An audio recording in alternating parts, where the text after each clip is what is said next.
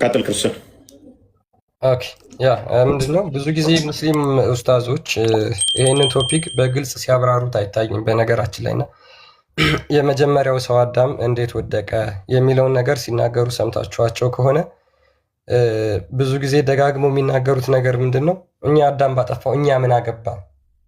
ከዚህ ውጭ የተሻለ ጥልቅ የሆነ ማብራሪያና ዳሰሳ ሲሰጥበት ሰምተን አናውቅም። በቃ እኛ ምን አገባን፣ አያገባችሁም ነው የኛ ጥያቄ። ደግሞ የመጀመሪያው ሰው አዳም ባጠፋውና በተሳሳተው ምንም የማያገባችሁ ከሆነ እንግዲያውስ ለእናንተ ብዙ ጥያቄዎች አሉን ማለት ነው። እኛ ምን አገባን አይደለም መልሱ።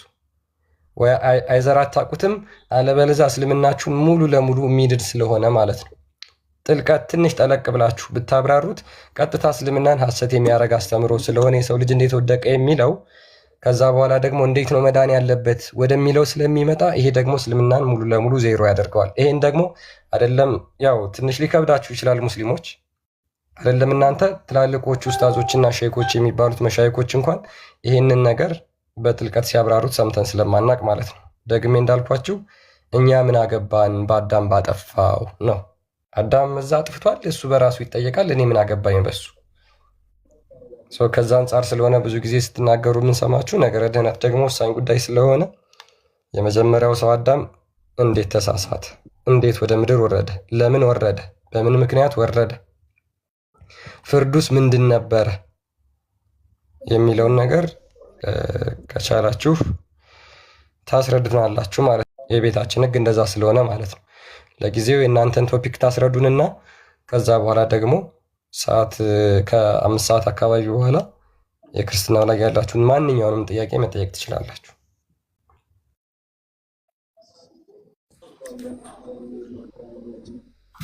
ኦኬ፣ ሌሎች ስላሉ ቀጥሉ። ኢብራሂም ሙሐመድ ሞቤ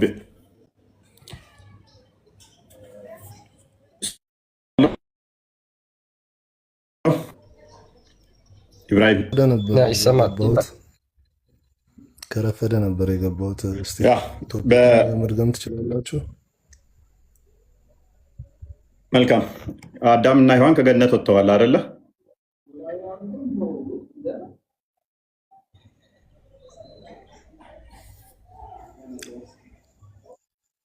ኦኬ፣ አንተ ለምንድን ነው ከገነት የወጣው? አይ ቶፒኩ እንድገሙት አጠቃላይ ሀሳቡ እንዲገባኝ ወደ ጥያቄ ከመግባታችን በፊት የዛሬው ጥያቄ ምንድን ነው? አልገባኝም ነው። አሁን ነው የገባሁት። ያ ምንድን ነው እሱ? በአዳም ምክንያት እናንተ ምንም የነካችሁ ነገር የለም፣ ምንም ያገኛችሁ ነገር የለም።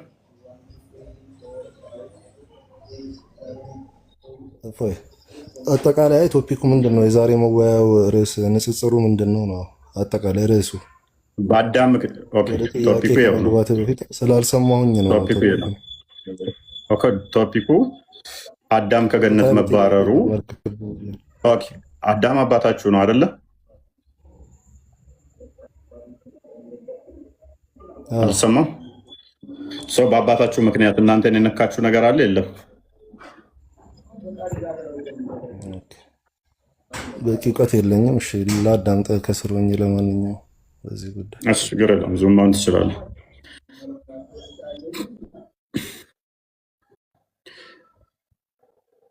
ሎክ እኛ በአዳም ምክንያት ሞት ደርሶብናል ብለን እናምናለን።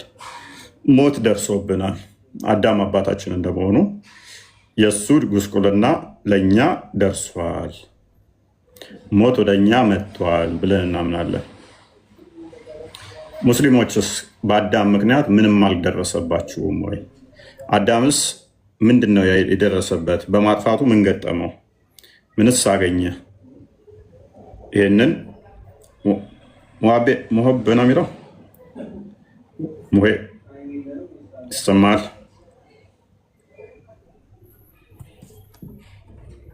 አይሰማም? ይሰማል። አይ እኔ ለትምህርት ነው ለመማር ነው። መልካምስ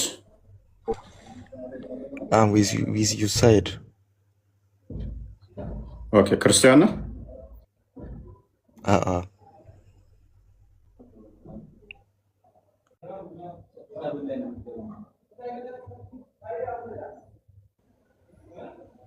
ኦኬ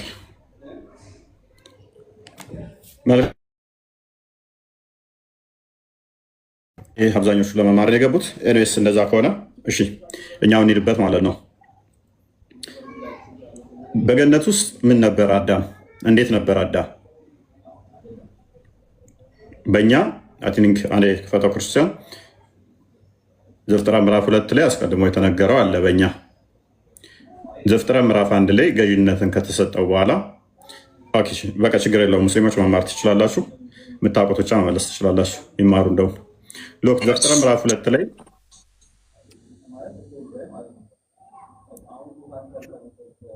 ምዕራፍ 2 ላይ የተነገረው ነገር አለ።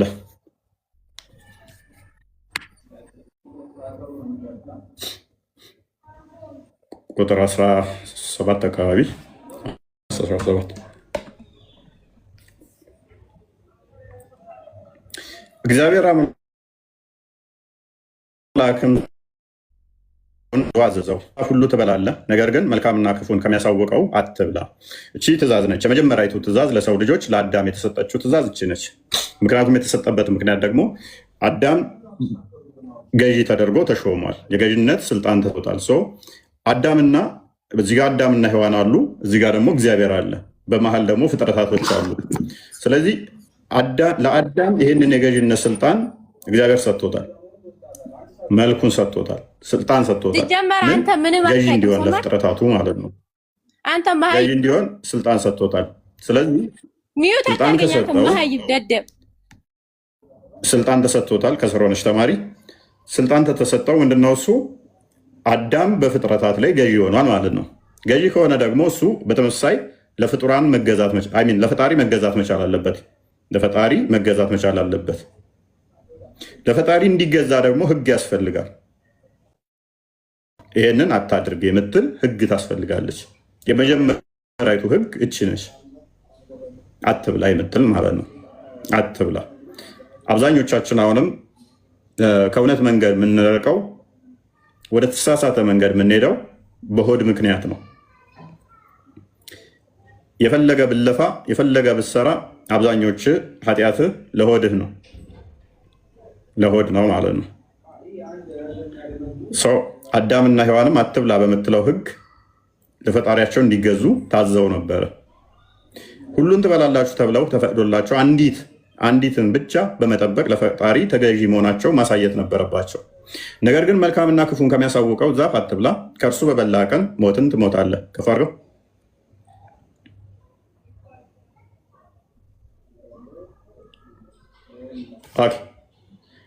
ምን ትላለህ? ትሞታለህ። እግዚአብሔር አምላክም የምድር አራዊትንና የሰማይ እግዚአብሔርም አምላክም አለ ሰው ከዛ እግዚአብሔር አምላክም ምድርን አራዊት እሺ። ስለዚህ ስም አወጣላቸው እንዲህ ህግ ተሰጠው ማለት ነው። ህግ ተሰጠው አዳም ማለት ነው። ነገር ግን አዳም በገነት ውስጥ ይህንን የመቆየት እንትን አላገኘም። ምዕራፍ 3 ላይ አንድ ሄድ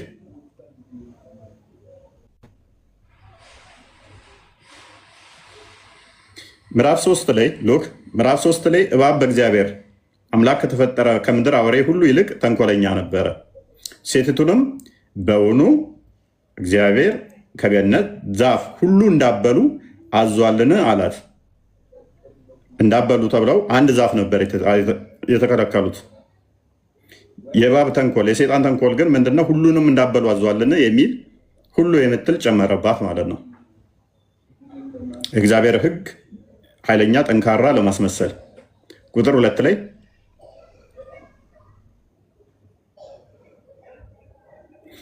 ነገር ግን ከገነት መካከል ካለው ዛፍ ፍሬ እግዚአብሔር አለ እንዳትሞቱ ከእርሱ አትብሉ አትንኩትም አለን። ምን አትንኩት አትብሉ አለ። አትብሉ ነው ያላቸው እግዚአብሔር። ኦራይት እሱ አትንኩትንም ጨመረች፣ ችግር የለው። እባቡም ለሴቲቱ አላት ሞትን አትሞቱም። እባብ ደግሞ ምን አላት? ቻሌንጅ ሲያደርግ ነው እግዚአብሔር እየዋሸ ነው። ሞትን አትሞቱም፣ ከእርሷ በበላችሁ ቀን አይኖቻችሁ እንዲከፈቱ እንደ እግዚአብሔርም መልካምና ክፉን እንደምታውቁ እንድትሆኑ እግዚአብሔር ስለሚያውቅ ነው እንጂ አላቸው። ሴቲቱም ዛፉ ለመብላት ያማረ እንደሆነ ለዓይንም እንደሚያስጎመጅ ለጥበብም መልካም እንደሆነ አየች፣ ከፍሬውም ወሰደችና በላች፣ ለባሏም ደግሞ ሰጠችው፣ እርሱም ከእርሷ ጋር በላ። ስለዚህ አትብሉ የተባሉትን በሉ ማለት ነው። ህግ ተጣሰ ማለት ነው። የመጀመሪያይቱ ህግ አንድ ብትሆን እሷም ተጣሰች። በማን ምክንያት? በአዳምና ሔዋን የተሰጣቸውን ባለመጠበቅ ምክንያት በላች። ሰባትን ትቀጥለዋለህ ወይ? ሰባትን እቀጥለዋለች፣ ችግር የለም። የሁለቱም አይኖች ተከፈቱ፣ እርሷም ራቁታቸውን እንደሆኑ አወቁ። የበለስንም ቅጠሎች ሰፍተው ለእነርሱ ለራሳቸው ግልድም አደረጉ። ስለዚህ አሁን ልክ እንደበሉ ምን ሆኑ? ጸጋቸው ተገፈፈ። በጸጋ የተሸፈኑ ነበሩ። ራቁት ሆነው አይተፋፈሩም ነበረ። ህፍረት የለባቸውም ነበር። ኢሚዲየትሊ በበሉባት ቅጽበት ላይ እግዚአብሔር ጸጋ ተለያቸው ማለት ነው። ከእግዚአብሔር ጸጋ ተለዩ። ራቁትነታቸው ታወቃቸው፣ ህፍረት ተሰማቸው። ምክንያቱም አሁን የጥፋተኝነት ስሜት ኢሚዲየትሊ ገንዘብ አደረጉ ማለት ነው። ሴጣን ወደ እነሱ ኢሚዲየትሊ ገባ ማለት ነው። የእግዚአብሔር ቅዱሱ መንፈስ ትእዛዙን በመናቃቸው በማቃለላቸው ጸጋው ከነሱ ተገፈፈ። እነርሱም ቀኑ በመሸ ጊዜ እግዚአብሔርን አምላክን ድምፅ ከገነት ውስጥ ሲመላለስ ሰሙ። አዳምና ሚስቱም ፕሊስ ቆይ አንዴ። እነርሱም ቀኑ በመሸ ጊዜ የእግዚአብሔርን አምላክ ድምፅ ከገነት ውስጥ ሲመላለስ ሰሙ። አዳምና ሚስቱም ከእግዚአብሔር ጋር ከአምላክ ፊት በገነት ዛፎች መካከል ተሸሸጉ። እግዚአብሔር አምላክም አዳምን ጠርቶ አለው፣ ወዴት ነህ አለው። አላስደነገጠውም። ይበን ምንድን ያደረገው? የት ነህ? ያ የእግዚአብሔር ቃል በገነት የጠራው በአዲስ ኪዳን ክርስቶስ የሚመጣው ነው። የእግዚአብሔር ቃል ስግው ቃል በገነት ሲወድቅ የፈለገው ለንስሐም የጠራው በአዲስ ኪዳን በስጋ ይመጣል። እርሱም አለ በገነት ድምፅህን ሰማሁ፣ ራቁቴንም ስለሆነው ፈራሁ ተሸሸኩም አለው። ፈራሁኝ ተሸሸኩኝ። እግዚአብሔር አለው ራቁትህን እንደሆንክ ማን ነገረ? ከእርሱ እንዳበላ ካዘዝኩ ዛፍ በውኑ በላህ አለው። ስቲል ኮንፌስ እንዲያደርግ እያደረገው ነበረ። ንስሐ እንዲገባ እያደረገው ነበረ። ራሱ እንዲናዘዝ አጠፋው እንዲል አዳም አለ ከኔ ጋር እንድትሆን የሰጠኸኝ ሴት እርሷ ከዛፉ ሰጠችኝ በላው። ወደ ምክንያት ገባ አዳም። አንተ የሰጠኸኝ ነች እንደዚህ ያደረገችውን። ጥፋቱ ያንተ ነው። ባሰጠኝ ኖሮ አልበላም ነበር። ጥፋቱን ወደ ማን አደረገው? ወደ ሔዋንና ወደ እግዚአብሔር አደረገው። ሰው ከገደልክ በኋላ ለምን ሰው ገደልክ ሲባል እከሌ ግደል ብሎኝ ነው ብትል ጥፋተኝነትን ነፃ አያደርግህም።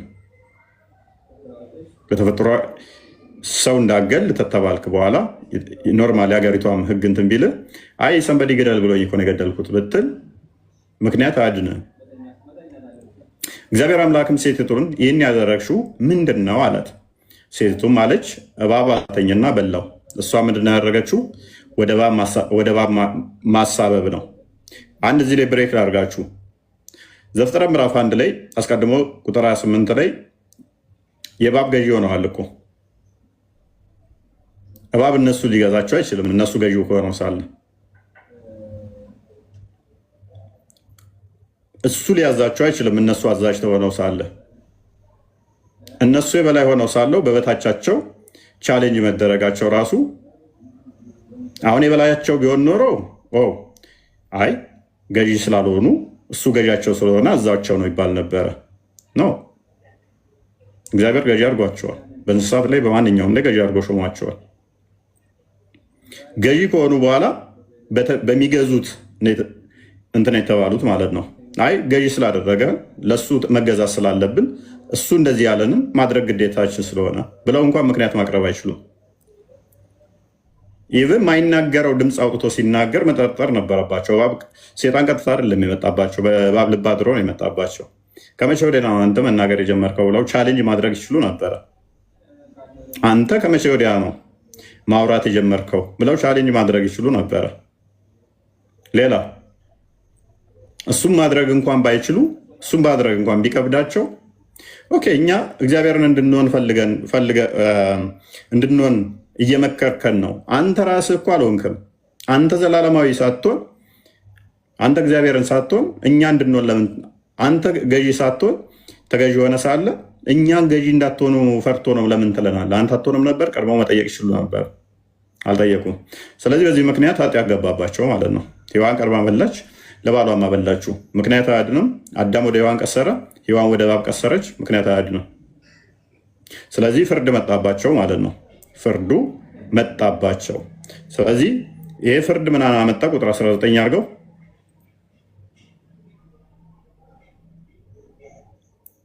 ስለዚህ ፍርዱ መጣባቸው። አዳም ነው ቅድማ ካፈር የተሰራው። አዳም ማለት አፈር ነው። ካፈር የተሰራው አዳም ነው። ስለዚህ ወደ ወጣህበት መሬት እስክትመለስ ድረስ በፊት ወንዝ እንጀራን ትበላለህ፣ አፈር ነህና ወደ አፈርም ትመለሳለህ። ምን አለው? አፈር ነህ፣ ወደ አፈር ትመለሳለህ። ስለዚህ መጀመሪያው ስሪት አዳም ከአፈር ስለሆነ ወደ አፈር መመለስ አለበት። ወደ አፈር ይመለሳል ማለት ነው። አዳምም ለሚስቱ ሔዋን ብሎ አወጣላት፣ የሔዋን እናት ናትና ይቀጥላል ከዛ በኋላ። ስለዚህ ከዚህ በኋላ የሚመጣው ታሪክ ምን ይሆናል? አሁን ዘፍጥረት ምዕራፍ 4 ላይ እንዳደርገው ከዛ በኋላ አዳም ከገነት ከወጣ በኋላ የሚወልዳቸው ሁሉ በእርሱ መልክ ይሆናሉ። አሁን አዳም ሚስቱን ሔዋንን አወቀ፣ ጸነሰችም፣ ቃየልንም ወለደች። እርሷም ወንድ ልጅ ከእግዚአብሔር ዘንድ አገኘች። ምን? አዳም ሚስቱን ሔዋንን አወቀ፣ ጸነሰችም፣ ቃየልንም ወለደች። እርሷም ወንድ ልጅ ከእግዚአብሔር አገኘሁ አለች። ደግሞም ወንድሙ አቤልን እያለ ይቀጥላል። ስለዚህ ከዛ በኋላ የሚወልዳቸው ሁሉ በእርሱ መልክና እንትን ይሆናሉ ማለት ነው። ምዕራፍ 5 አድርገው ሰማን። አዳምም የትውልድ መጽሐፉ እያለ ይቀጥላል። የትውልድ መጽሐፉ እግዚአብሔር አዳም በፈጠረበት ቀን በእግዚአብሔር ምሳሌ ያደረገው ወንድ ሴት አደረገ፣ በፈጠራቸው ባረካቸው፣ ስማቸውን በፈጠረበት ቀን አዳም ብሎ ጠራቸው እያለ ከዛ በኋላ ከወጣ በኋላ የአዳም ትውልድ ይቀጥላል። ነገር ግን አዳም በሱ መልክና አምሳል ስለሚወልድ ከዛ በኋላ ማንኛውም የሚወለዱት ምን ይሆናሉ ማለት ነው? የቅጣቱን ባህሪ ተካፋይ ይሆናሉ ማለት ነው። ይቆራርጣል። የኔ ነው የሚቆራርጠው ማለት ይሰማል። ኦኬ። በተመሳሳይ ይሄ ታሪክ ሱራ 7 15 እንዲያርገው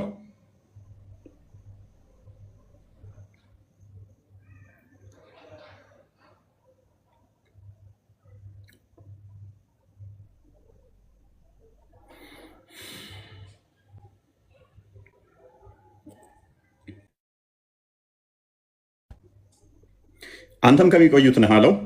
ሱራ 5 ስንት ነው? 7 ስንት ነው? ኦኬ ከቁጥር 10 አድርገው እስኪ ዘወር እንየው ታሪኩን።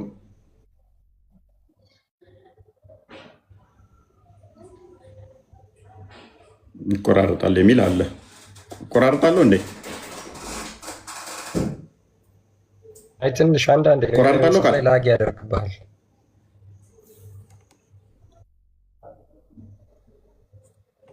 እኔ ቃል እኮ ገስ ስለምን እንደሚገባ አይገባኝም። አይመልስም።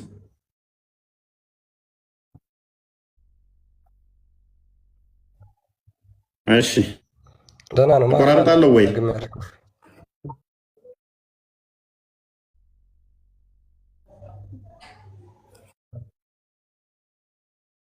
እሺ ክርስቲያን ቀጥል። እሺ ክርስቲያን ቀጥለው። ኦኬ እሺ ላንብብላቸው።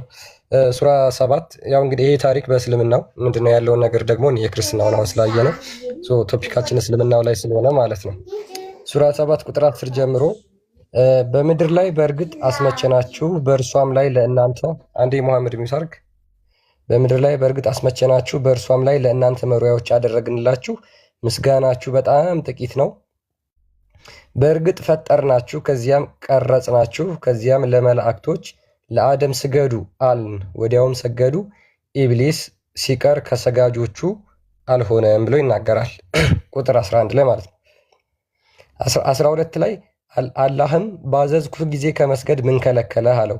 እኔ ከእርሱ የበለጥኩ ነኝ፣ ከእሳት ፈጠርከኝ፣ እርሱን ግን ከጭቃ ፈጠርከው አለ። ከእርሷ ውረድ በእርሷ ውስጥም ልትኮራ አይገባህምና ውጣም አንተ ከወራዶቹ ነህና አለው። እስከሚቀሰቀስበት ቀን ድረስ አቆየኝ አለ። አንተ ከሚቆዩት ነህ ብሎ አላህ ፍቃድ ሰጠው ማለት ነው ለኢብሊስ። ቁጥር 16 ላይ ስላጠመምከኝም ለእነርሱ በቀጥተኛው መንገድ ላይ በእርግጥ እቀመጥባቸዋለሁ ብሎ ኢብሊስ ደግሞ ይመልሳል እንደገና። ከእነዚያም ከስተፊቶቻቸው ከኋላቸውም ከቀኞቻቸውም ከግራዎቻቸውም በእርግጥ እመጣባቸዋለሁ፣ አብዛኞቻቸውንም አመስጋኞች ሆነው አታገኛቸውም ብሎ ኢብሊስ አማኞችን እንዴት እንደሚያጠማቸው ይናገራል። አንድ መለስ አድርገው እስኪ 17 ስላጠመምከኝ ለእነርሱ በቀጥተኛው መንገድ ላይ በእርግጥ እቀመጥባቸዋለሁ። ስለዚህ ኢብሊስን አላህን ያጠመመው ማለት ነው። ቻሌንጅ አላደረገም። አላህ ነው አላጠመምኩህም አላለው። ወይም ስላሳሳትከኝ እኔ ደግሞ እነሱን አሳስታቸዋለሁ ይለዋል። ኖ እኔ አላሳሳትኩም አላለም አላህ። ፕላስ ደግሞ ደምድረዋል ስገድም ተብሎ እዚሁ ምዕራፍ ላይ አልታዘዘም። ኢብሊስ ከጅኒ ጎሳ ነው። ስገድ የተባሉት መላእክቶች ነው እንጂ ኢብሊስ አይደለም። ኤኒዌይስ ግን ስላጠመምከኝ አጠማቸዋለሁ አለ። በቀጥተኛው መንገድ ላይ ቀመጥባቸዋለሁ አለ። ቀጥል። ከዚያም ከስተፊቶቹ ከኋለኞቹም ከቀኞችም ከግራዎችም በእርግጥ እመጣባቸዋለሁ፣ በሁለቱም እመጣባቸዋለሁ። ቤት ከፊትም ከኋላም ከቀኝም ከግራም እመጣባቸዋለሁ። አብዛኞቹን አመስጋኞች ሆነህ አታገኛቸውም አለ። ኦራይት። የተጠላ በራሪ ስትሆን ከእርሷ ውጣ። ከየት ነው የሚወጣው? ከየት ነው ውጣ የተባለው? ከገነት ነው። ኦኬ ውጣ ከተባለ ወጥቷል አልወጣም? ወይንስ እምቢ ብሎ ቆይቷል ገነት ውስጥ? ከእነርሱ የተከተለ ከአንተ ከመካከላችሁም ገሃነምን በእርግጥ እሞላታለሁ አለው። ስለዚህ የሚከተልህን ገሃነም እሞላለሁኝ። ስለዚህ ውጣ ብሎ አለው ማለት ነው። ውጣ ብሎ አለው። ከዛስ ከአንተም አዳም ሆይ አንተም ሚስትህን በገነት ተቀመጥ ይለዋል። ውጣ አለው። አሁን አደምን ኢብሊስን ውጣ አለው። ከዛ በኋላ የአደም ታሪክ ይመጣል ማለት ነው። አደም ሆይ አንተም ሚስትህም በገነት ተቀመጡ፣ ከሻችሁትም ስፍራ ብሉ፣ ከፈለጋችሁት ቦታ ብሉ፣ ግን ይችን ዛፍ አትቅረቡ፣ ራሳቸውን ከሚበድሉት ትሆናላችሁና አላቸው። ሉክ ኢብሊስ ለአደም አልሰገደም። በማለመስገዱ ምክንያት ወራዳ ነህ ውረድ ተብሎ ተባሯል። አደምና ሔዋን ግን ምን ተባሉ? በገነት ውስጥ ብሉ፣ ጠጡ፣ ተቀመጡ፣ ነገር ግን ይችን ዛፍ አትቅረቡ፣ ከሚበድሉት ትሆናላችሁ አላቸው። በገነት ተቀመጡ፣ ከእርሳችሁም ስፍራ ብሉ፣ ግን ይችን ዛፍ አትቅረቡ፣ ከሚበድሉት ትሆናላችሁ አላቸው። ቁጥር 20 ላይ ሉክ ዘፍጥረት ምዕራፍ 3 ላይ ካያችሁ ወደ ዛፉ አትቅረቡ የሚለው የሴጣን ንግግር ነው እንጂ እንትን አልነበረ። ኤኒዌይስ ሴጣንም ከፍረት ገላቸው የተሸሸገውን ለነሱ ሊገልጥባቸው በድብቅ ንግግር ጎተጎታቸው። ምናቸውን ሊገልጥ? ራቁታቸውን ሊገልጥ ማለት ነው። ምን አደረገ? ሴጣን ጎተጎተባቸው ይላል። ኦኬ ለነርሱ ሊገልጽላቸው ምን? ከፍረተ ገላቸው የተሸሸገውን ለነሱ ሊገልጽባቸው በድብቅ ንግግር ጎተጎታቸው። ጌታቸውም መልአኮች እንደሆኑ ወይንም ከዘላለም ነዋሪዎች እንዳትሆኑ እንጂ ከዚህች ዛፍ አልከለከላችሁም አላቸው። ኦኬ ሴጣን አሁን ከወጣ ሴጣን እንዴት ነው እሱ እዚህ ውስጥ የጎተጎታቸው? ከገነት ከወጣ ገነት ውስጥ የለም ማለት ነው። እንዴት ነው ብሉ ብሎ ሊነግራቸው የሚችለው? ኦኬ እሺ። ሴጣንም ከፍረተ ገላቸው የተሸሸገውን ለእነርሱ ሊገልጽባቸው በድብቅ ንግግር ጎተጎታቸው። ጌታቸው መልአኮች እንድትሆኑ ወይንም ከዘላለም ነዋሪዎች እንዳትሆኑ እንጂ ከዚች ዛፍ አልከለከላችሁም አላቸው። እኔ ለእናንተ በእርግጥ ከሚመክሯችሁ ነኝ ሲልም አማለላቸው። ምን አላቸው? እኔ መካሪ ነኝ ብሎ አማለላቸው ማለት ነው። ኦኬ እሺ። በማታለልም አዋረዳቸው። ከዛፊቱም በቀመሱ ጊዜ እፍረተ ገላቸው ለሁሉም ተገለጸላቸው። ከገነት ቅጠልም በላያቸው ላይ ይደርቡ ጀመር። ራቁትነታቸው ታወቃቸው ማለት ነው። ስለዚህ ምን ማድረግ ጀመሩ? ቅጠል ወስደው እፍረተ ገላቸውን መደበቅ ጀመሩ፣ መሸፈን ጀመሩ ማለት ነው። ጌታቸውም ከዚህ ዛፍ አልከለከልኳችሁምን? ሴጣንም ለእናንተ ግልጽ ጠላት ነው አላልኳችሁም? ሲል ጠራቸው። ዛ እናገራቸው ማለት ነው። ከዛፉ እንዳበሉ እንደዚህ ብዬ ነግራችሁ አልነበር? ሴጣን ጠላታችሁ ነው ብያችሁ አልነበርን? ይላቸዋል ማለት ነው።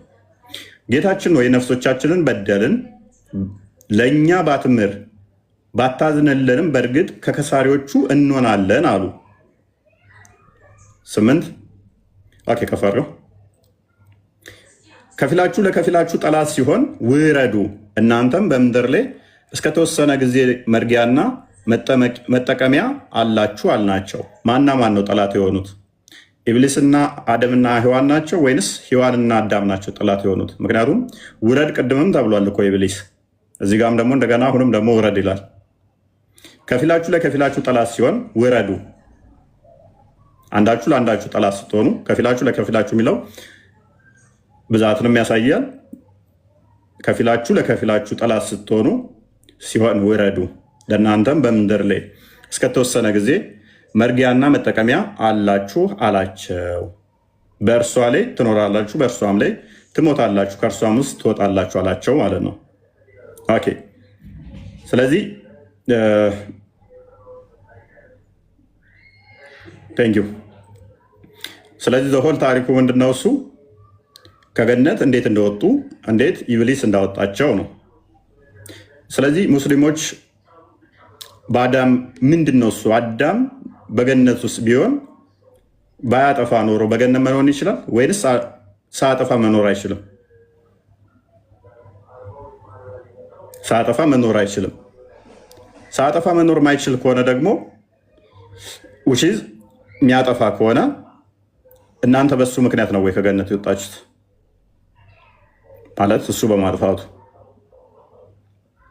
በማጥፋቱ ነው ወይ የወጣችሁት? ወይንስ አይ እሱ በማጥፋቱ እናንተ ምንም አይመለከታችሁ? ምንም አይመለከታችሁ ከሆነ ደግሞ ለምን ምድር ላይ የሆናችሁ ታዲያ? ምድር ላይ ለምን መሆን አስፈልጋችሁ? ምድር ላይ ምን ትሰራላችሁ?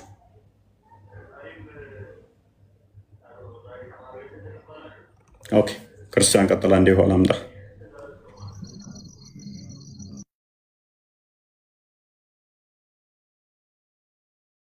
ኦኬ እሺ ሜቢ ሙስሊሞች እስካሁን ያለውን ሀሳብ ሰምታችሁታል።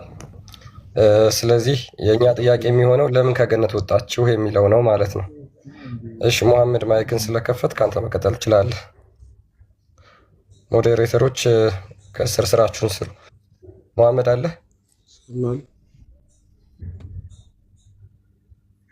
ይሰማል? መሐመድ መሐመድ ማይክን ከፍታል።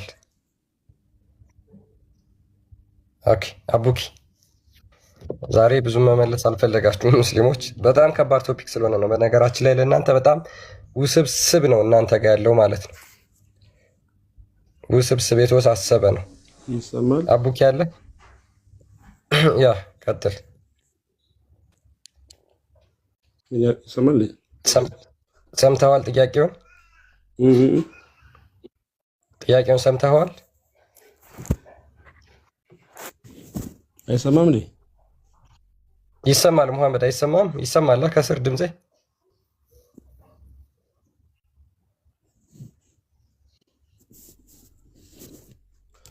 እኮ መሐመድ እኮ እያወራ ነው፣ ግን እየተሰማው አይደለም የኔ ይመስለኛል። እሺ ካሊድ፣ እስካሁን ባወራነው ላይ በእስልምናው ሳይድ ያላችሁ መልስ ምንድን ነው? ለምንድን ነው ከገነት የወጣችሁት? እኛ በአደም ምክንያት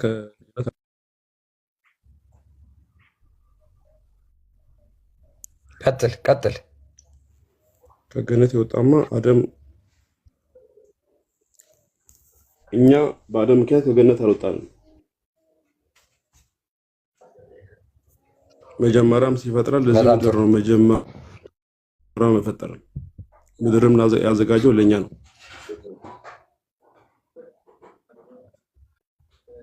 ኦኬ ስለዚህ ወደ ምድር የመጣኸው ማለትም ወደ ምድር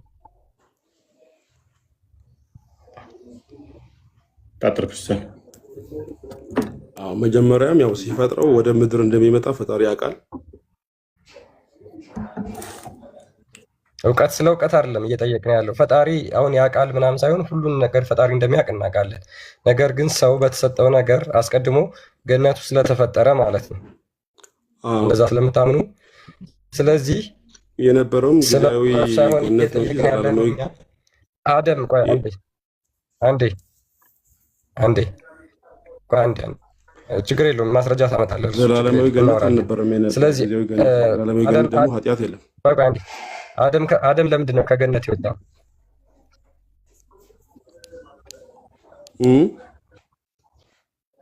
ለምንድን ነው ከገነት የወጣው? ከገነት የወጣው ለምንድን ነው? አይ ቲንክ ኔትወርኩ በጣም ላግ ያደርግናል። ጥሩ ጅምሮት ነበር። ያ በቃ አስተካክል። ኔትወርክ ማድረግ አይቻልም።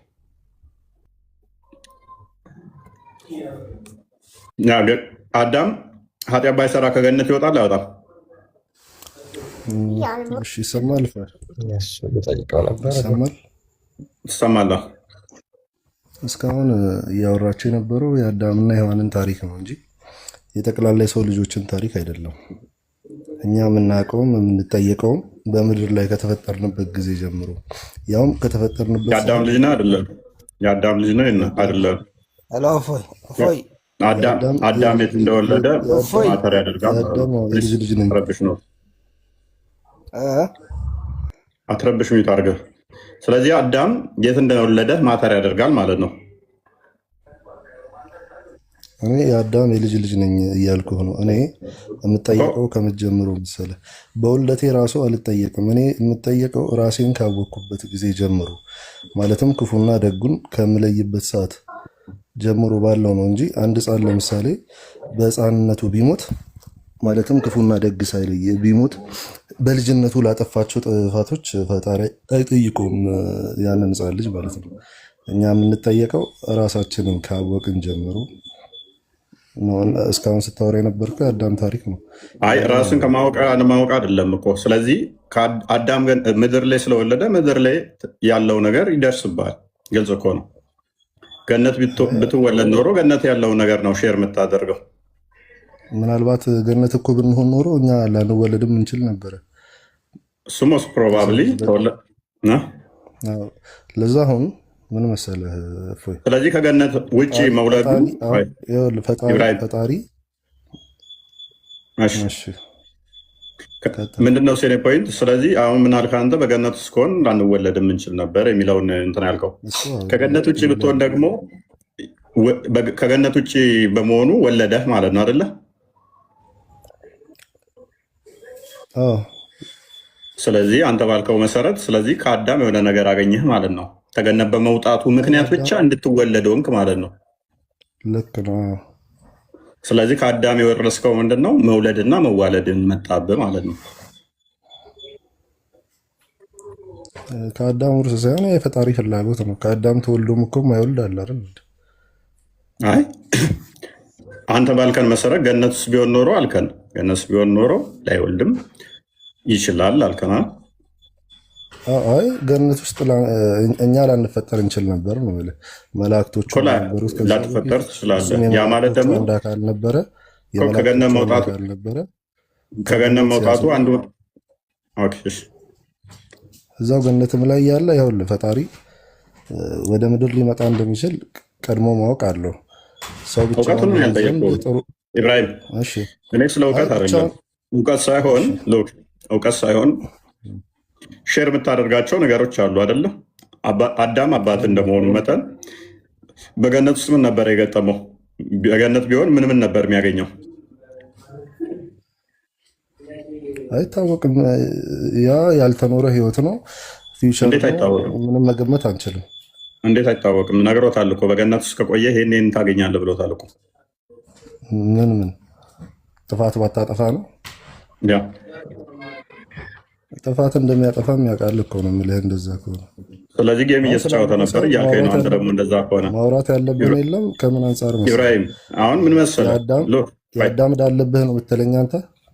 ኖ ስለ ዳውቶ እና ቅድሚያ አንተ እያልከኝ ያለው እኔ አውቃለሁ አያውቅም ጥያቄ አይደለም። አያውቅም የሚል አርጉመንት ስላልሰራው ማለት ነው። ምክንያቱም ያልጠየቅኩህን ከመለስ አስቸጋሪ ነው። እኔ ያልጠየቅኩህን ነገር አንተ መመለስ ከሆነ አሁን አላህ አደም እንደሚያጠፋ ያውቃሉ ምናምን እያልኩ ጥያቄ ጠይቄ ቢሆን ኖሮ ምላሽ ትክክል ይሆን ነበር። እስካሁን ድረስ አላህ ያውቃል አያውቅም ብዬ ያልጠየቅኩህ። ስማ ማውራት ኑሮ አንዴ ተራ እንጠብቅ እኮ ኢብራሂም። አሁን ግልጽ ይመስለኛል። የአዳም የልጅ ልጅ መሆኔን አልካድኩኝም። ግን ከአዳም ስለዚህ አዳም የልጅ ልጅ መሆን እንደዚህ እያልኩ ያለሁት ምንድነው? እሱ አዳም በገነት ውስጥ ቢሆን ኖሮ የሚያገኛቸው ጥቅሞች አሉ አይደለ? ለራሱ ነው እሱ ለእኔ አይደለም። መልካም ኦኬ። ምን ነበር የሚያገኘው? እሺ ያላነበብኩትም እሱን ፓርት መቀጠል ትችላለህ። አይራብም፣ አይጠማም፣ አይታመምም ነበረ። ራቁትም አይሆንም ነበር እሺ አይደለ? ስለዚህ አሁን ከገነት ሲወጣ ግን እነኚህ ሁሉ ይደርሱበታል። እነኚህ ሁሉ የደረሱበት ለምንድን ነው? ከገነት በመውጣቱ። አንተ ምን አጥፍተህ ነው አንተ እነኚህ የሚደርሱብህ ካለ?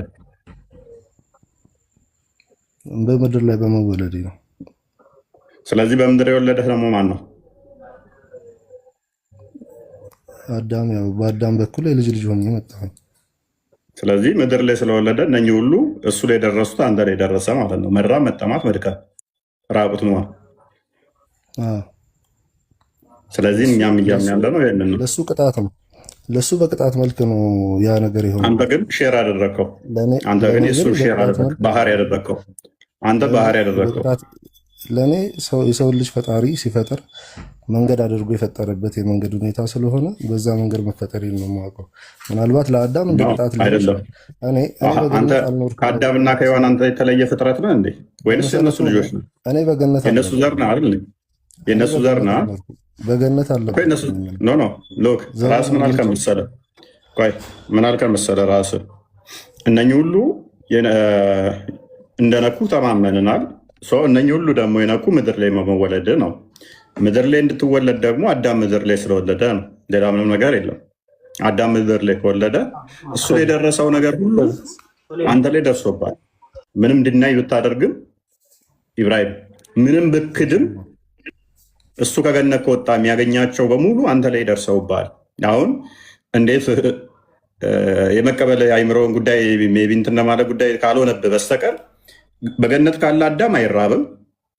አንዴ ሐዲሱ ቁርአኑን አንዴ ከፈተው ክርስቲያን ሱራ 2 ላይ 34 ጀምሮ ቁርአኑን አንዴ ነው።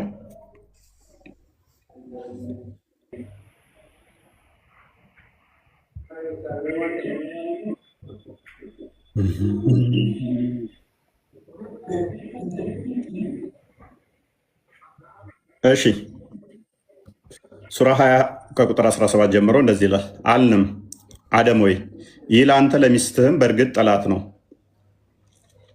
ስለዚህ ከገነት አውጣችሁ ትለፋለህና ከገነት ከወጣ መልፋት ይመጣልና ምን ትለፋላችሁ? ይህ ትእዛዝ ዘሮቹንም ይመለከታል አይመለከትም?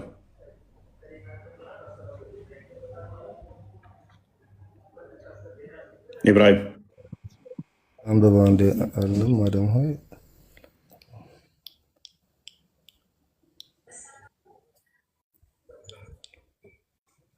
ይህ ስለ አደም ነው የሚያወራው፣ ስለ እኔ ያወራው።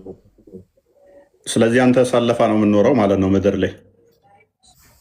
እኔም እለፋለሁኝ እጠራለሁኝ፣ ግን የአደምን ወንጀል ወይም የአደምን ጥፋት ለመካስ ወይም ደግሞ የእሱን ጥፋት ተቀብዬ ሳይሆን የአፈጣጠሪ መንገድ ስለሆነ። ይህን ካልከኝ አንድ ጥያቄ ልጠይቅህ። ያወላለድ ነው እንጂ ከአዳም እኮ ነው የተወለድከው። ጥያቄ ልጠይቅህ። ጥያቄ ስል ከዚሁ ጋር የተያያዘ ነው። እንስሳት ታዲያ የማንን ኃጢአት ወርሰው ነው በራቆትና በእንትናቸው የሚወለዱት? የሚራቡት የሚጠሙት የአደምን ኃጢአት ወርሰው ነው? ከእንስሳት ጋር ራስን መድበ ነው። ሜይ ቢ እንደኛ አስተምሮ ከሆነ እንስሳት ደመነፍሳዊ ናቸው እንጂ የገዥነት ስልጣን ተሰጥቷቸው እንትን የተባሉ የተፈጠሩ አይደሉም። ስለዚህ ሜይ ቢ ከእንስሳት ጋር እኩል ከሆነ ምድብ ከእንስሳት ጋር ቴፖሎጂካሊ ከእነሱ ጋር ነው የምመደበው ካል ከሱ ላይ አርጊው ማድረግ እንችላለን። አይደለም ከዛ አንጻር ሳይሆን እያወራ ያለሁት እንስሳት የሚራቡት የሚጠሙት የአዳምን የኃጢአት ውርስ ተቀብለው ነው ወይ? ጥያቄ ነው። ምን አገናኘው እያልኩ ነው። እኔ ደግሞ ምን አገናኘ? አለመራብ ቆይ እነሱ የት ነው ያሉት? እነሱ የተሰጣቸው ምንድን ነው? የህግ ተሰጥቷቸዋል። ለሰው ልጅ ነው የተሰጠው። ለገዥነትና ተገዥነትን ይሄ ባህሪ የተሰጠው ለሰው ልጅ ነው ወይንስ ለእነሱ ነው? ለእንስሳት ነው? ህጉ የተሰጠው ለማን ነው? ህጉ የተሰጠው ለማን ነው? ለሰው ልጅ ነው። ለሰው ልጅ በቃ አለቀ። እኛ እያወራን ያለ ነው ስለ ሰው ልጅ እንጂ ስለ እንስሳት አይደለም ማለት ነው። ከእንስሳቱ ጋር በምን መሰለህ የምንገናኘው? እንስሳቱም እኛም በምድር ላይ ነው የተፈጠርነው። ስማኝ ቆይ፣ እንስሳቱም እኛም በምድር ላይ ነው የተፈጠርነው። ገብቶሃል? ኦኬ፣ እንስሳት ነው ማለት ነው። ምድብ እንስሳት ጋር ከሆነ ሶሪ፣ እሺ።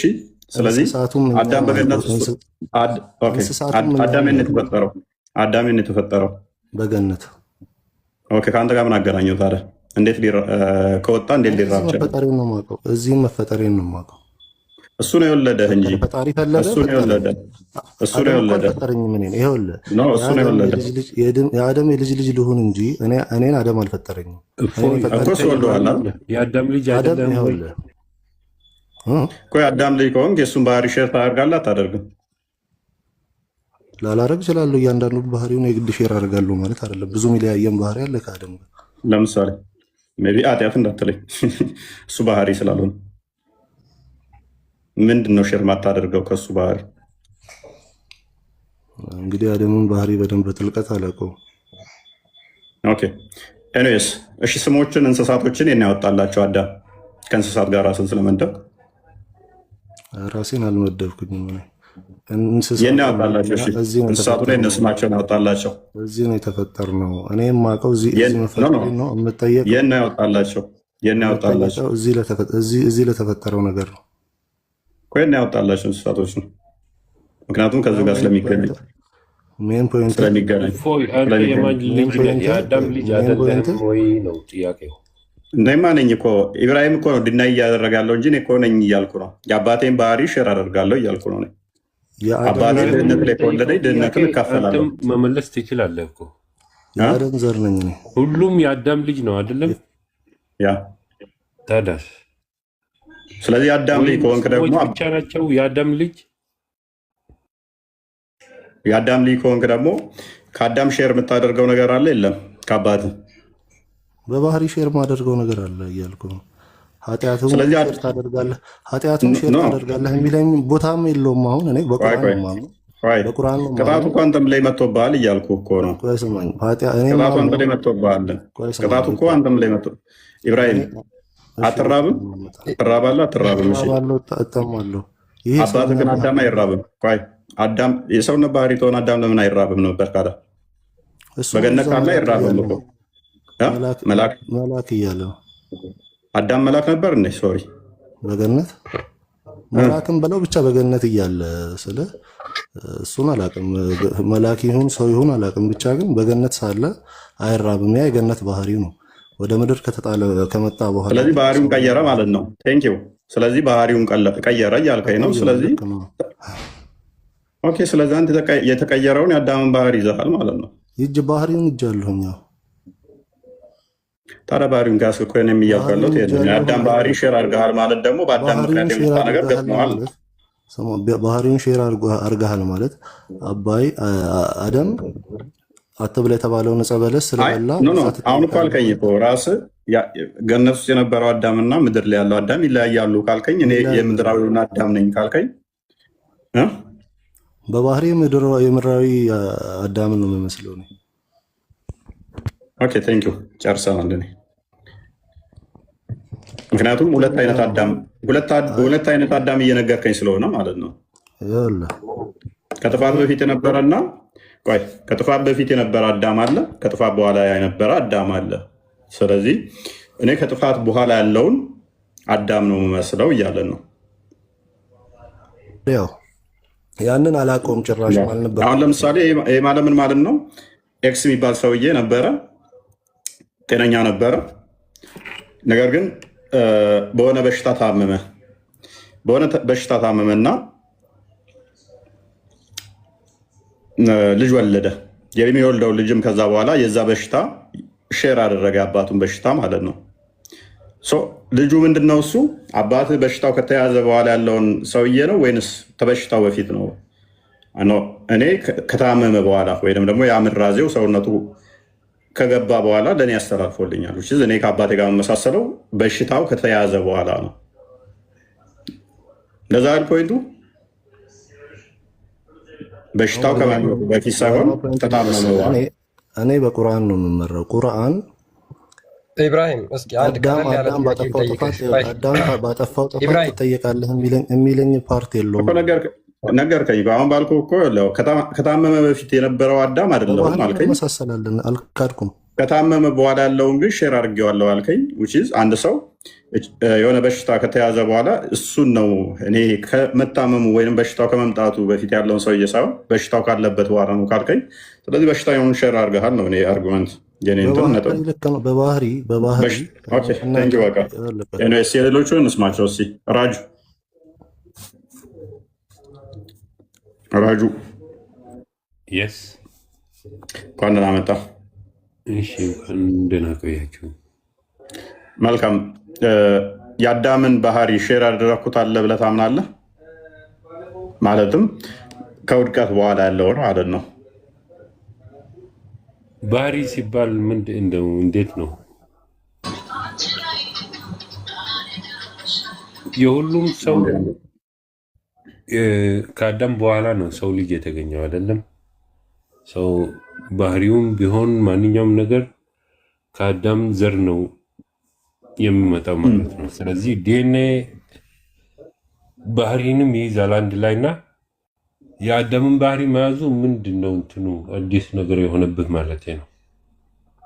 ኦኬ አዳም እነኚህ ነገሮች አሁን ነክተውታል አልነኩትም? ምን ራሱ ላይ ገጥመውታል አልገጠሙትም? ይሄ መራቡ፣ መድከሙ፣ መታመሙ ምናምን ነገር የሰው ልጅ የተፈጠረበት እንትን ነው እሱ ባህሪዎቹ። ታዲያ ምን አዲስ ነገር አለው? ሰው ልጅ እኮ ገነትን የምታገኘው ከፈተና በኋላ ነው። ገነት ማለት ምንድን ነው? አንደኛ በነፃ የሚገኝ ነው ወይስ ለፍተህ ተፈትነ የምታገኘው ነገር ነው? ኦኬ አዳም ምን ተፈትኖ ነበር ገነት የነበረው? እሱ መጀመሪያ የተፈጠረበት ቦታ ነው። ኦኬ ገነት የተፈጠረበት ቦታው ነው ወይንስ በጸጋ ያገኘው ነው? የተፈጠረበት ቦታ ነው። ስለዚህ መኖሪያው ነው ማለት ነው። የተገኘበት ነው ማለት ነው። የተገኘበት ነው ማለት ነው። ስለዚህ ባህሪው ነው ገነት ራሱ እዛ እንዲገኝ ያደረገው። ከዛ በኋላ ምድር ላይ መጥቶ ተፈትኖ ገነትን እንዲያገኝ አላህ ስለፈለገው ነው እንጂ ምድር ላይ ነው የሚፈትነው፣ እዛው ነው የሚፈትነው። ምድር ላይ ፈተናም ያለው ምድር ላይ ነው፣ ስቃይም ያለው ምድር ላይ ነው፣ ረሃብም ያለው ምድር ላይ ነው። ስለዚህ እነዚህን ፈተናዎች አልፈ በትክክል እምነትህን ይዘ ያላህን መንገድ ከያዝ ገነት ትገባለህ። ለምን ገነት ውስጥ ፈተነው? ካዳ እንደዛ ከሆነ በነፃ የሚገኝ ሪዋርድ አይደለም ገነት ውስጥ ታዲያ አልፈተነው? ፈተና የሌለበት ቦታ ነው እኮ ገነት። ምንም ነገር አሁን አንተ እንዳልከው ራሱ ረሃብ የለም ችግር የለም ምናምን ነገር አይደለም።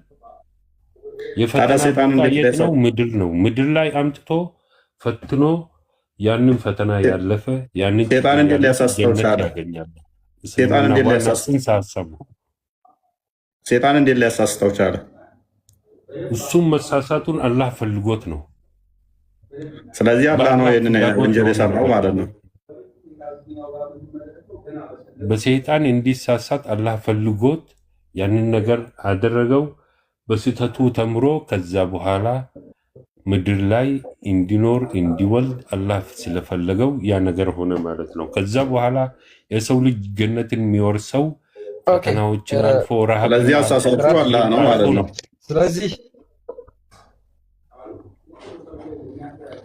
ስለዚህ አጥፊው ሎክ በሰይጣን እንዲሳሳት አላህ አደረገው። ምን ብሎ አዘዘው? በመጀመሪያ ሰይጣን እንዳሳሳት እንዳበላ እንዳጠጣ አለውና መልሶ ደግሞ በሰይጣን አሳሳተው። ድራማና ቁማር ማለት ነው። አላህ እየተጫወተ ያለው ፈተናውም መሳሳቱንም ሁሉንም ነገር የፈጠረው ማን ነው? አላህ ነው። ሰው ልጅ እንደሚሳሳት ግን ስለዚህ አላህ ራጁ ይሰማል የኔ ድምፅ። ስለዚህ አላህ እዚህ ጋር ከገነት ሰይጣን አያወጣችሁ ብሎ የተናገረው፣ ስለዚህ አላህ እዚህ ጋር ከገነት አያወጣችሁ ብሎ እየተናገረ የነበረው ውሸቱን ነበር ማለት ነው። እውነትና ትክክለኛ ነገር ነው። ግን የሰው ልጅ እንደሚሳሳትና ስህተት እንደለበት ለማሳየት ነው። በቃ ፍጹም የሆነ እዚህ ጋር ከገነት አያወጣችሁ ብሎ ነግሮታል አይደል? መጀመሪያ እሱ ማስጠንቀቂያ ነገር ለማስገንዘብ ነው እንጂ ሰው ልጅ እንደሚሳሳት እና ተሳሳች እንደሆነ ለማሳየት ነው። አደም የሰራው ደግሞ ጥፋት እንጂ ገነት እንደዚህ ሊቆይ ጥፋት አይደለም። የሚባል ሳይሆን ሰው መሆኑን በአንድ የሚያሳይ ነው። ሰው ፐርፌክት አይደለም። እኛ ሰው አይደለም አላልንም እኮ አስቀድሞ። ይኸውልህ እንደዛ ነው። በቃ ሰው ይሄ ነው። አዳም ገነት ውስጥ ተፈጠረ። ይኸውልህ አላህ አደምን ገነት ውስጥ ፈጠረው። ገነት ውስጥ ከፈጠረው በኋላ አደም ሆይ ለአንተም ለሚስትህም ሰይጣን ጠላት ነው፣ ስለዚህ ከገነት እንዳያወጣችሁ ተጠንቀቁ ትለፋላችሁና ብሎ መጀመሪያ መክሯቸው ነበር። ስለዚህ ይሄ የአላህ ምክር መጀመሪያ ሲመክራቸው የነበረው እዛ ገነት እንዲቆዩ ፈልጎ ነው ወይስ አይደለም? እሱን አላህ ነው የሚያውቀው። እኔ እሱ ላይ እንትን አልልም። የአላህ እንትን ነው፣ እውቀት ነው እሱ። እኛ የምናውቀው አዳም ተሳሳተ፣ ሰይጣን አሳሳተው፣ ከገነት ወጣ፣ ምድር ላይ መጣ። ምድር ላይ ችግር፣ ረሃብ፣ ሁሉንም ነገር አሳለፈው፣ ወለደ። ልጆቹም ወደ እስልምና ተጣራ፣ እስልምናን አስተማረ። ወደ ቀጥተኛው መንገድ አስተምሮ ይህንን መንገድ የያዘ ጀነት ያገኛል፣ ይህንን መንገድ የሳተ ደግሞ ወደ እሳት ይሄዳል የሚለውን ነገር ግልጽ አድርጎ አስተምሮ ቀጥተኛ እስልምና ላይ አቆይቶ ነው የሞተው አደም። ራጁ ምን እስልምና ትላለህ? ምንም በሌለበት ሃይማኖት ላይ ብቻውን የነበረን ሰውዬ እስልምናን አስተማሪ ይላል። ብቻውን የነበረን ሰውዬ ሙሐመድ ያለው ሙስሊሞች ነበሩ፣ ሁሉም ነቢያቶች ማለት ነው። አዳም እሱ ያንተ ተረት ተረት ነው የሚሆነው። እኔስ ለጊዜው እሱን እናቆየውና ስለዚህ ከገነት እንድወጡ አላህ ምክንያት ሆኗል። አላህ ምክንያት መሆኑ ሳያንስ ደግሞ ሴጣንም ወደ ሰዎች የሚያስጠጋው አላህ ነው አይደለ? ስለዚህ ያስጠጋበት እንዲያሳስት አደረገ ማለት ነው። እዛ ጋር ቅድም እንትን ያለው ነበረ፣ በቀጥተኛው መንገድ ላይ ቆምባቸዋለሁ፣ አሳስታቸዋለሁ፣ አጠማቸውም አለ ያለው አላህ ፈቀደለት፣ አሳካለት ማለት ነው። አንተ ሙባልከን መሰረት። ስለዚህ አሁን አንተ የአዳም ልጅ ነህ አይደለ ራጁ? አዎ። አዳም ከገነት ሲባረር መራ፣ መጠማት፣ መሞት፣ መድከም፣ መታመም፣ ራቁት መሆን፣ እነኚህ ነገሮች ገጥመውታል አይደለ? አንተ እነኚህ ነገሮች ይገጥመዋል አይገጥመውም? እኔንም አንተንም እየገጠመን ነው። ሰው ልጅ በጠቅላላ ያለበት ባህሪ ነው ይሄ። በገነት ቢሆን ኖሮ ግን ይገጥመው ነበረ? በገነት ቢሆን ይገጥመው ነበረ? ገነት ውስጥ ይሄ ነገር የለም እኮ። ቦታው ራሱ ከዚህ ነፃ ነው ገነት። አንተን በገነት ቢወልድህ አዳም ይሄ ይደርስብህ ነበር? ገነት ውስጥ መወለደን አላህ ስላልፈለገ ነው ወደ ምድር ያመጣው አዳምን። ስለዚህ አዳምን አምጥቶ ገነት ውስጥ መወለድም አይሆንም እኮ። ገነት ውስጥ እንዳትወለድ ካደረገ በኋላ እነኚህ ሁሉ እንዲደርሱብህ አደረገ ማለት ነው። አዎ፣ ይሄ ፈተና ነው። ገነትን የማገኝበት ፈተና ይሄ ነው። የምድር ላይ ያለውን ፈተና ከተወጣው ወደ ገነት እገባለሁ ማለት ነው። በነፃ የሚገኝ ቦታ አይደለም ገነት። ምንድን ነው ልዩነቱ? ተፈትነ መግባትና ሳትፈተን መግባት። የአላህን ትእዛዝ ማክበርና አላህ ያዘዘውን ነገር ሰርተ ከዛ በኋላ ያንን ነገር ከፈጸምኩ በኋላ የምታገኘው ሪዋርድ ነው። ገነት ማለት የምትሸለመው ቦታ ነው። እንደዛ ከሆነ ታዲያ ለምን አደምን በመጀመሪያውኑ ውጭ አያደርገውም ነበር? ታዲያ አደምን ለምን ውጭ ሳያደርገው? እንደዛ ከሆነ በመጀመሪያው ለምን ማዘዝ አስፈለገ? እንዲያታደርግ እንደዚህ አድርግ ብሎ ለምን ማዘዝ አስፈለገው? አንተ እንዳልከን መልሶ በሴጣን አሳስቶ የሚያስወጣው ከሆነ ራሱ እንደዚህ የሚያደርገው ከሆነ ለምንድን ነው ገነት ውስጥ አደምን መፍጠር ያስፈለገው? እሱ የአላህ እንትን ነው፣ የራሱ ፍላጎት ነው። ለምን አደረገ ብለን የምንጠይቀው ጉዳይ አይደለም። አላህ ማለት ነው። ዘላለማዊነት መቼ ነው የምታገኙት? ዘላለማዊነት መቼ ነው የምታገኙት? ዘላለማዊነት ገነት ውስጥ ነው። ስለዚህ ገነት ዘላለማዊነት ነው ብለህ ታምናለህ? በእርግጠኝነት እምነቴም እንደዛ ነው። ያዘኝም ሞት የለም በገነት ውስጥ የለም። ሞት የሚባልም የለም። ይሄ ምድር ላይ ያለው ችግር፣ ረሃብ፣ ምናምን ስቃይ የለም። ይሄ የጀነት እንትን ነው። ስለዚህ ከአዳም ከገነት በመውጣቱ ምክንያት ሞት ነክቶሃል ማለት ነው። እንደዛ ስለሆነ ደግሞ ሊሆን ይችላል እንደዛ። ኑሬ ይቀጥል እስኪ፣ ኑራ ይቀጥል ወይ ደግሞ ያሲን ተወሰነ፣ እነሱንም እንስማቸው። ማንኛው ነው ቀድሞ የገባው? ኑራ መቀጠል ትችላለህ።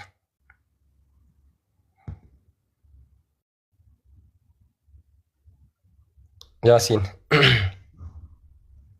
አላህ ከመጀመሪያው እስከ መጨረሻው ቁማር ነበር ሲጫወት የነበረው። አሁን እንግዲህ ሙስሊሞች እየነገሩን እንደሆነው ከመጀመሪያው ጀምሮ እያታለላቸው ነበር። አደምንም ያታለለው ራሱ ነው ማለት ነው። ለምሳሌ አንድ ሰው ለልጁ የሆነ ጣፋጭ ከረሜላ ሰጥቶት እንካ ይህን ከረሜላ ብላ ጣፋጭ ነው ብሎ መርዝ ለውሶ እንደመስጠት ማለት ነው። እንደሚሞት እያወቀ ያንን ጣፋጭ ከረሜላ ለልጁ በመርዝ ለውሶ እንደመስጠት ማለት ነው። ያ ነው የሆነ። ምክንያቱም አስቀድሞ በአዳም ምንም ነገር እንዳይነካችሁ፣ እንዳትራቡ፣ እንዳትጠሙ፣ እንዳትታረዙ እዚሁ ሁኑ ብሎ ከነገራቸው በኋላ አይ ከገነት ሊያስወጣቸው ስለፈለገ ነው እንደዛ ያለው እንጂ እዛ የሚገባቸው ቦታ ሆኖ አይደለም እያላችሁን ስለሆነ ማለት ነው። ስለዚህ ማጭበርበር ይባላል። የሰው ልጅ የተፈጠረበት ዓላማ ራሱ ለምን እንደሆነ ግልጽ አይደለም ማለት ነው። በዚህ ምክንያት እንደሆነ እንደ ክርስትናው አዳምና ሔዋን የእግዚአብሔርን ትእዛዝ ጠብቀው ቢሆን ኖሮ ዘላለማዊነታቸውን በዛው ያገኙት ነበረ፣ ለዘላለም በዛው ይሆኑ ነበረ። ነገር ግን ሞትን ትሞታለህ ብሎ እግዚአብሔር አምላክ አስቀድሞ ሕጉን ሰጥቶት ስለነበረ ያንን ሕግ በማጣታቸው ምክንያት ወይም ደግሞ በማፍረሳቸው ምክንያት ዘላለማዊነታቸውን ሉዝ አደረጉት ማለት ነው። ሕጉን ጠብቀው ቢኖር ግን ከገነት ሳይወጡ ለዘላለም እዛው ሕያው ሆነው ይቀሩ ነበር። ግልጽ ነው። እባብን ተንኮለኛ አድርጎ በዛ የፈጠረው ማን ነበር? እባብን ተንኮለኛ አድርጎ የፈጠረው ማን ነበረ? ሰይጣንንስ እንዲያሳስቷቸው የላከው ማን ነበረ? እባብን ተንኮለኛ አድርጎ ፈጠረ የሚል የለም። ተንኮለኛ አድርጎ ማንንም እግዚአብሔር አይፈጥርም። የፈጠረው ሁሉ መልካም ነው ይላል ዘፍጥረት ምዕራፍ 1 ላይ መጨረሻው ላይ ሙሉ ግን ባነበብከው ርዕስ ላይ አዳምጥ። እባብ ተንኮለኛ ነው። ያ ማለት ግን እግዚአብሔር ተንኮለኛ ያደረገው ማለት ራሱ ተንኮለኛ ነው። ሴጣንም ቢሆን ደግሞ ሐሰተኛ ነው፣ ተንኮለኛ ነው። ሐሰትን ሲናገር ከራሱ ይናገራል ተባለ እንጂ እንዲናገር ሰንበድ ያደረገው ማለት አይደለም። ዮሐንስ ወንጌል ምዕራፍ 8 ቁጥር 44 ክፈትለት። ከራሱ ይናገራል። ሰው ከራሱ ተንኮለኛ ነው። እግዚአብሔር የፈጠረው ሁሉ መልካም ነው። ተንኮለኛ የሆነው በራሱ ተንኮለኝነት ማን ነው የፈጠረበት? ሰይጣን መፍጠር ይችላል ማለት ነው። የሞራል እንትኖችን የሞራል ችግሮችን እግዚአብሔር ሊፈጥር አይችልም። ሞራል በራሱ ምንድን ነውና አድርግ አታድርግ ስለሆነ ማለት ነው። ሰው ተንኮል ምናምን ሲባሉ እነኚህ የሞራል ኢሹ ሆኑ። ፈጣሪ ሞራል ችግሮችን ራሱ አይፈጥርም። የፈጠረው ሁሉ ፍጥር መልካም ስለሆነ የሞራል ከሆነ ምንድነው እሱ አታድርግና አድርግ ነው። ያንን መጣስ ስለሆነ ማለት ነው። ህግ መጣስ ነው። ያንን አታድርግና አድርግ አንተ ነው የምተገብረው፣ የሞራል ችግሮችን ማለት ነው። ቅድም ባነበብከው ጥቅስ ላይ እኮ ከፈጠረው ፍጥረት ሁሉ እባብ ተንኮለኛ ነው ይላል። እባብን ተንኮለኛ አድርጎ ፈጠረው ሳይሆን እባቡ ተንኮለኛ ነው። ለምን ተንኮል እንዲሆንበት ደግሞ የሆነው ምንድን ነው? እባብ በሴጣን ስላደረ። አንብበው ይህን ክፍል ክርስቲያን። ሴጣን እንዲያሳስታቸው የላከው ማን ነው? ሴጣን እንዲያሳስታቸው ማንም አላከው፣ ማንም አይልክም። እኛ ጋር ሜይ ቢ እንደ ቁርአኑ መስሎ ከሆነ ሴጣን እኛ ጋር አያስጠጋም። ወደ ሰዎች የሚያስጠጋው አላህ ነው። ቀጥል አንድ ክርስቲያን አንብበው። ላከው ካለ ታሳየናለህ። እናንተ ከአባታችሁ ከዲያብሎስ ናችሁ፣ የአባታችሁን ምኞት ልታደርጉ ትወዳላችሁና እርሱ ከመጀመሪያው ነፍሰ ገዳይ ነበረ፣ እውነትም በእርሱ ስለሌለ በእውነት አልቆመም። ሐሰትን ሲናገር ከራሱ ይናገራል፣ ሐሰተኛ የሐሰት አባት ነውና ይላል። አስቀድሞ ራሱ አዳምና ሔዋንን በሐሰት ሲከሳቸው፣ በሐሰት ሲያታልላቸው የነበረው ያ ከራሱ ስለሚናገር ነው እንጂ እግዚአብሔር አምላክ ሂድና ሐሰት ተናገር ብሎ ልኮት አይደለም። ሲናገር ራሱ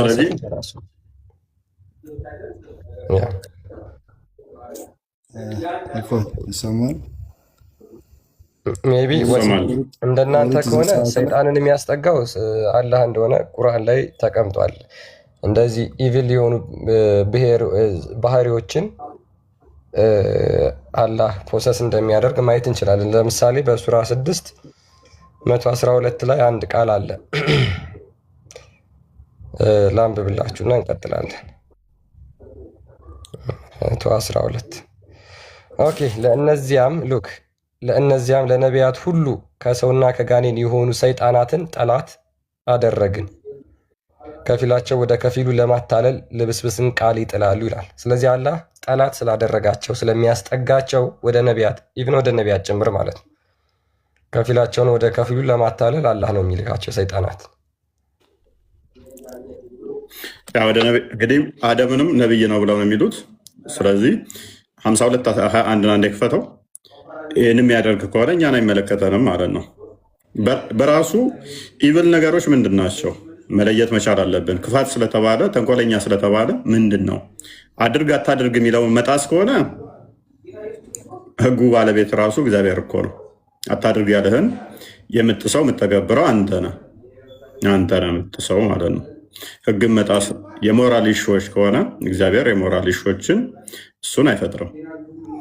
ኦራይት እነዚያንም ያመኑትን ዝርያቸውንም በእምነት የተከተላቸው ዝርያቸውን በእነርሱ እናስጠጋለን። ምን እናስጠጋለን? ከስራቸው ምንም አናጎድልባቸውም። ሰው ሁሉ ከስራው ተያያዥ ነው። ማንም ያስጠጋባቸው እንደምንም ያስጠጋባቸው። ያሲን ጉንፋን ነው።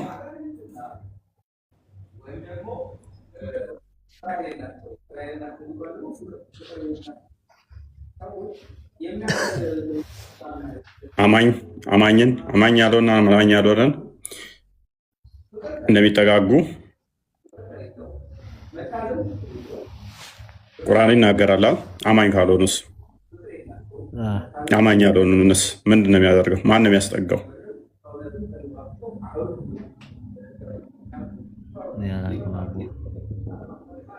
ኦኬ አማኝ ያልሆነ ሰው ምንድን ነው የሚወልደው?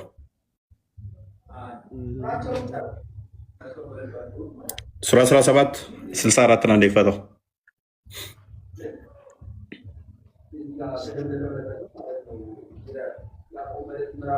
64 ከነሱ የቻልከውንም ሰው በድምፅህ አታል፣ በእነሱም ላይ በፈረሶችም በእግሮችም ሆነ ለልብ ገንዘቦቻቸው በልጆቻቸውም ተጋራቸው፣ ተስፋ ቃልም ግባላቸው። ስለዚህ ልጆቻችሁን እንዲጋራቸው አጋንንትን ፍቃዱን የሰጠው አላህ ነው። ልጆች ምን አጠፉ ብለን እኛ ላይ ማድረግ እንችላለን ማለት ነው።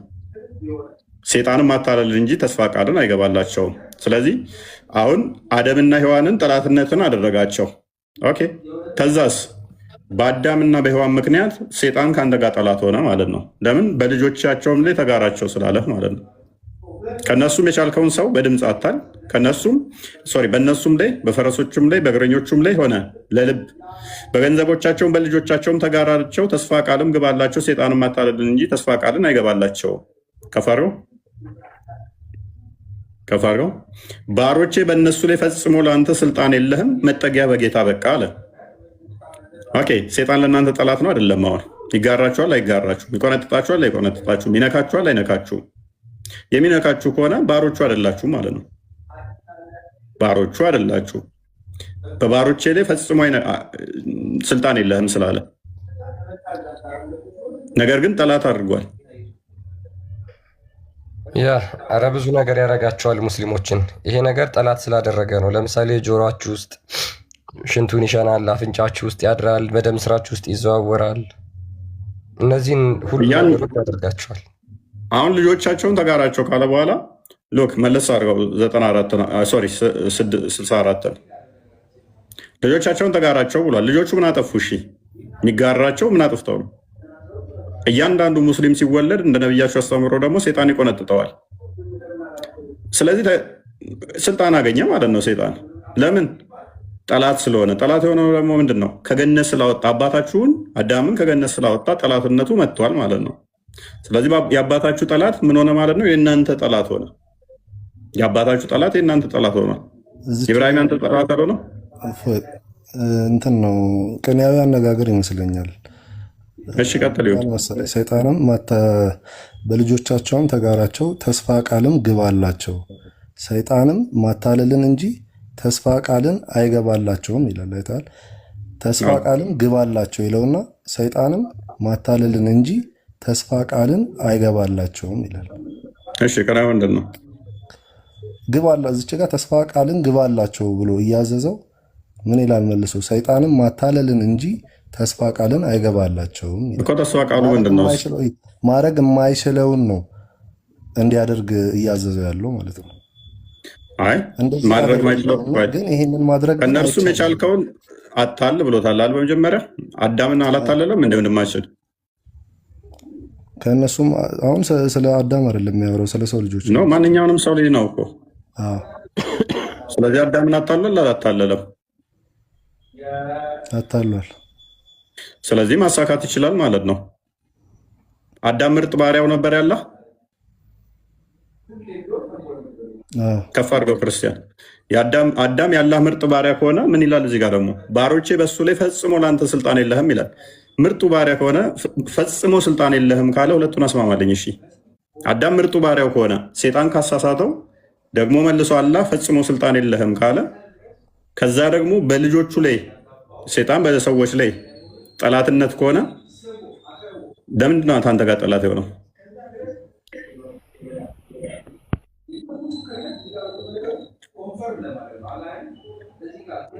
እንደውም እፎይ ዝቅ ስታደርገው 65 ላይ ያንኑ ነው የሚያረጋግጥልህ እኮ ያልኩህ እኮ ነው። ባሮቼ በእነሱ ላይ ፈጽሞ ለአንተ ስልጣን የለህም መጠጊያም በጌታ በቃ ይላል እኮ። እኔም እኮ እሱን ነው እየጠየቅኩ ያለሁት።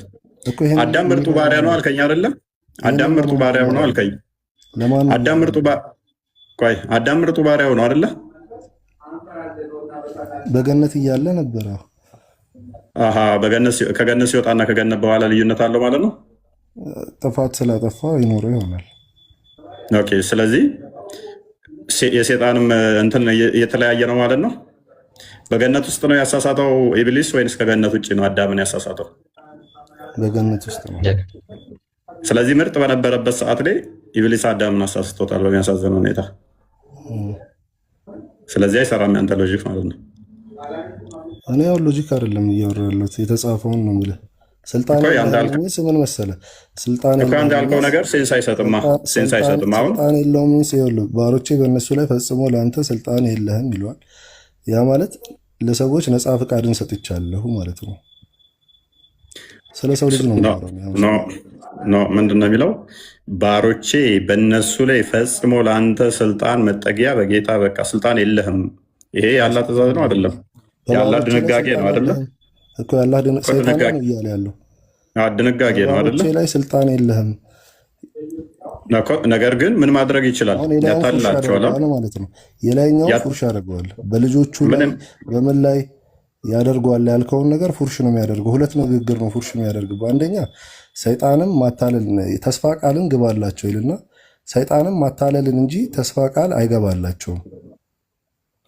ምንም ፉርሽ እኮ የሚያደርገው የለም። ምን መልሰልናል መሰለህ? በባሮቼ ላይ ምንም ስልጣን የለህም ይሏል። ኢብራሂም ምን መልሰልናል መሰለህ? ከፍ አድርገው ትንሽ ክርስቲያን አንብበው እስኪ። የቻልከውን በድምፅ አታል ይላል አይደለ? ይላል አይልም? ቅኔ አነጋገር ነው መልስልኝ ይላል አይልም?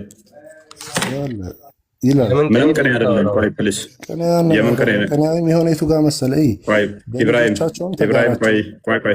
ቆይ ከእነርሱም የቻልከውን ሰው በድምፅ አታል። አዳምን አታሎታል አላታለለውም? አሁን ስለ ከአዳም ጋር የተፈጸመውን ነገር አታሎታል አላታለለውም? አዳምን አታሎታል። ከአዳም ጋር የተፈጸመውን እያንዳንዱን ነገር ወደ ሰው ልጅ አታምጣ። አንድ ነገር ልንገርህ፣ አሁን በአጠቃላይ ማለት ነው ወደ ዋናው ቶፒክ ከአዳም ጋር ታገናኝ ይለኛል። ለምን ማይገናኝ? አዳም ሰው አለም። እሺ አንተ ላይ ልለጥፋ፣ ችግር የለውም። አንተ ጋር ልምጣ፣ አጠቃላይ ቶፒኩ ላይ ያለኝን አንተ ላይ ልምጣ። በቃ አዳምን ልተውና አንተ ላይ ልምጣ። አረዳዴ ልንገርህ። እሺ ያንተ አረዳድ አልፈልግማ። ያንተን ረዳት ሳይሆን የሚፈልገው የእስልምናው ምን ይላል የሚለውን ነው የምፈልገው። ሆነ ከእስልምና ነው እኮ ማውራ አይደለማ። ምክንያቱም የሆነና አካል ስትጠየቅ እየሸሸህ ስለሆነ እያቀረብክ ያለኸው እኔ እኮ ሙሉውን እኮ ራስ ኢንተርፕሬት እንድታደርግ እኮ ነው የፈቀድኩት። ጽሁፉ ሙሉ ለሙሉ ለመረዳት ሙሉ ቶፒኩን ማንበብ ሊጠበቅብን ይችላል። እንዲህ ቆርጠህ ስታቀርበው ሙሉ ለሙሉ አንተ የምትለውን አይነት ፍቺ ሊሰጠልህ ይችላል። ሙሉ ስናነበው ግን ፍቺው ሌላ ሊሆን ይችላል። ለዛ ያስፈልጋል። ምንም እኮ እንትን አይደለም ነገር ስልጣን የለውም ይላል። እኔ እኮ እሱ ነው ጥያቄም እኮ ነው እኮ እሱ ነው። ስልጣን ከሌለው አንተን ለምሳሌ ቆንጥጦ አሳለቅሷል አላስለቀሰህም? ስትወለድ ያ ስልጣን እኮ አይባልም። ማስለቀስ ስልጣን አይባልም። ሰይጣን አንተን መመጅለቡ ስልጣን አይባልም። ስልጣን አባባሉ ከምን አንጻር መሰለህ? በህይወት ላይ ከመቆንጠጥም በላይ እያስለቀሰው በደም ውስጥ እንደ ደም ስር እየዞረብህ ስልጣን የለውም ትለኛለህ እንዴ? ይኸውልህ ስልጣን ከምን አንጻር መሰለህ? ስልጣኑ እኔን ወደ ገሃነምም ወደ ጀነትም የማስገባት ስልጣን የለውም። ገብቶሃል? ጥሩም የመስራት መጥፎም የመስራት ተጠያቂውም ባለጉዳዩም ማነኝ? እኔ ነኝ። ለዛ የሚሆን ስልጣን የለውም። መቆንጠጥ እኔ ስለ ገሃነምና ገነት ስለመቅጠት አለ ምን እያወራለት አንተን ስለማሳሳት አንተን ስልጣን አለው የለውም እንጂ ገሃነም ይገባል ገነት ይገባል የሚል ጥያቄ የለኝም። ቀጥል ክሻ አይ ኢብራሂምን እያወራ እንደሆነ የሚያውቀው አይመስለኝም፣ እርግጠኛ ነኝና እንደዛ ከሆነ የሰይጣን ስልጣን ምን ይመስለኛል። ስለዚህ ሰይጣን በሙስሊሞች ላይ የተሰጠው ስልጣን አለ። እሱን ቢያንስ አፈርም አድርግልን ኢብራሂም። ሉክ አሁን ሱራ 15:42 ላይ ሱራ 15:42 ላይ እነሆ ባሮቼ በእነርሱ ላይ ለአንተ ስልጣን የለህም ከጠማሞቹ የተከተለ ሰው ብቻ ሲቀር። ሰይጣን ስልጣን ያለው ማን ላይ ነው? ጠማሞቹ ላይ ነው ብሎ ነው የሚናገረው። እሺ ጠማሞቹ ላይ ያልሆነው ሰው ላይ ስልጣን አለ ወይስ የለው? ጠማማ ያልሆነው ሰው ስልጣን የለውም። ይኸውልህ ምን መሰለህ፣ ሰይጣን ስልጣን ያለው ጠማሞቹ ላይ ዋን ቱ ዋን ነው ጥያቄው። ምንም ማብራራት እራሱ አይፈልግም። ማብራራት የሚፈልግ አይደለም። ሰይጣን ስልጣኑ ያለው ጠማሞቹ ላይ ብቻ ነው አይደል? የጠመሙት ላይ ጠማሞቹ ሳይሆን አሁን ለምሳሌ ነፃ ፈቃድ የሚጠሙት መቼ ነው? የሚጠሙት መቼ ነው? የጠመሙት ላይ ነው አለ። መቼ ነው የጠመሙት? አለ ሰይጣን የጠመሙት። እነሆ ባሮቼ በእነሱ ላይ ለአንተ ስልጣን የለህም ይላል። ከጠማሞቹ የተከተለ ሰው ብቻ ሲቀር ማለት ማን ያጠመማቸው? መጀመሪያም ሰይጣን የጠየቀው ፈጣሪን የሚሳሳቱልኝን ሰዎች የሚወድቁልኝን ሰዎች ልጣል ብሎ ነው። ፈጣሪም ለዛ ፈቃድ ሰጠው። ከዛስ እኔ ችግር የለውም በቃ የሚያጨቃጭቅ አይደለም። ችግር የለውም ኢብራሂም። በጣም እየዋሸ ስለሆነ እኮ ነው። ቁርአኑ በጣም ግልጽ ነው። በጣም እየዋሸ ነው የራስን ቁርአን። ችግር የለውም። እኔ በቃ እነሆ ባሮቼ በእነሱ ለአንተ ላይ ችግር የለውም። በቃ ተግባብተናል። ባሮቼ በእነሱ ላይ ስልጣን የለህም ይላል። ከማን ውጭ ሲቀር? ከጠማሞቹ የተከተለ ሰው ብቻ ሲቀር ብቻ ብሎ ሰግቶታል። የተከተለው ሰው ጠማማ። ችግር የለውም። በቃ ተግባብተናል። እሺ አደም ጠማማ ነበር። እናመሰግናለን ክርስቲያን። የተከተለው ሰው ጠማማ ነው። አደም ጠማማ ነው። ሔዋን ጠማማ ናቸው። ፔሬድ። ገነት ማስገባት ማስወጣት ሳይሆን ከገነት ውስጥ ማስወጣት ይችላል ኢብሊስ። ፔሬድ። እሺ እኔ ግን የምጠየቀው አሁን ዋናው ቶፒኩ በአዳም ጥፋት ትጠየቃለህ አትጠየቅም ነው። በአዳም ጥፋት አልጠየቅም እያልኩ ነው። መራብ መጠማት አንተ ደግሞ ትጠየቃለህ። እንዴት እንደምትጠየቅ ደግሞ እሱን ስታወራ ቆይታ አስጨርሰኝ ትላለህ። የሳወራ ደርበህ ሉክ ስለ ገነት ስለወሰደው ተገነትን እንኳን ያስወጣቸው አዳምና ሔዋንን ማን ነው? ይብሊስ ነው። ሴጣን ያስወጣል ብሎ ውሸቱን ነው እንደዚህ ብሎ የተናገረው ማለት ነው። አላህ እየዋሸ ነው። ወይም ደግሞ ከዛ በኋላ ደግሞ ኢብራሂም አደረፍ ጥያቄ ነው ጠይቅ አደረብ አትሊስ አዳምጥ ምክንያቱም ምንድነው እሱ ከገነት ያስወጣቸው አንድም ኢብሊስ ስለሆነ ማለት ነው፣ ሰይጣን ስለሆነ አይደለም ካልከን አላህ ዋሽቷል ማለት ነው። ሰይጣን እንዳያስወጣችሁ ያለው እንዳታላችሁ ሰይጣን ያስወጣችኋል ያለው ኢብሊስ አላህ ውሸታም ይሆናል ማለት ነው። ሰይጣን ደግሞ አደምን ከገነት ማስወጣት ከቻለ አቅም አለው። ከዚህ በላይ አቅም ኬት ይመጣል?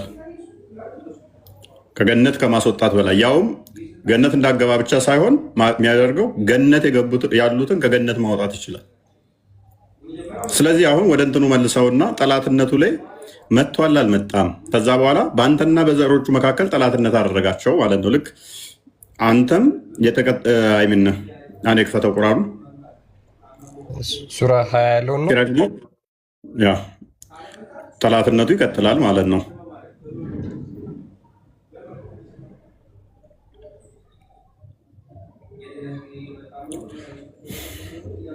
ለሚስትም በእርግጥ ጠላት ነው።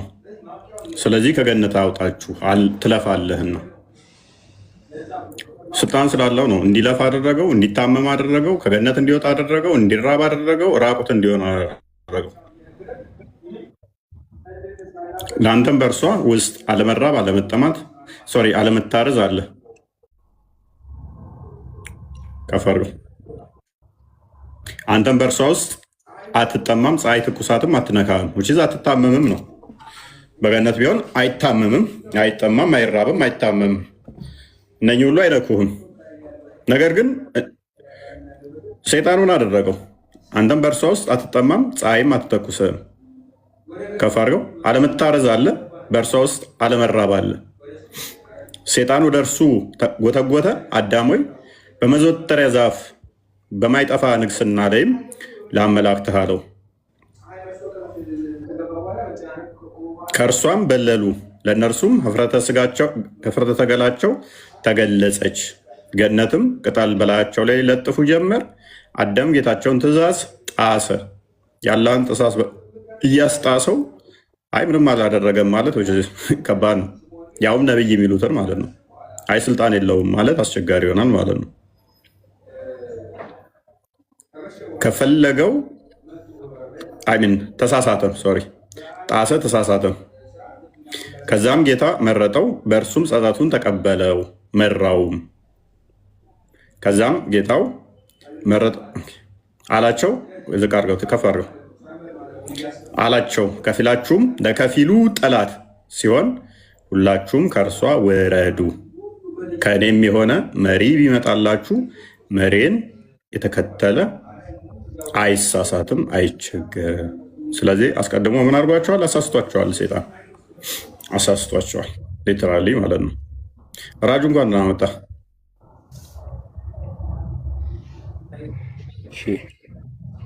ኦኬ። ራጁ ቅድም አውርተናል። ሜይ ቢ ፈዋድ መሰለኝ አላወራ። ፈዋድ እና ዜድ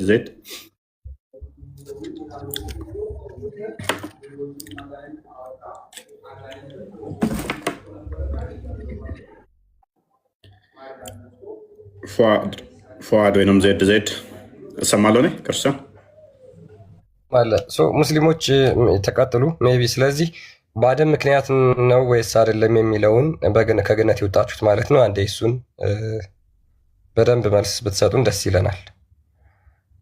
ከገነት የወጣችሁት በአደም ምክንያት ነው ወይስ አይደለም? በጣም አጭርና ግልጽ የሆነ ጥያቄ። እሺ፣ አጭርና ግልጽ የሆነ መልስ።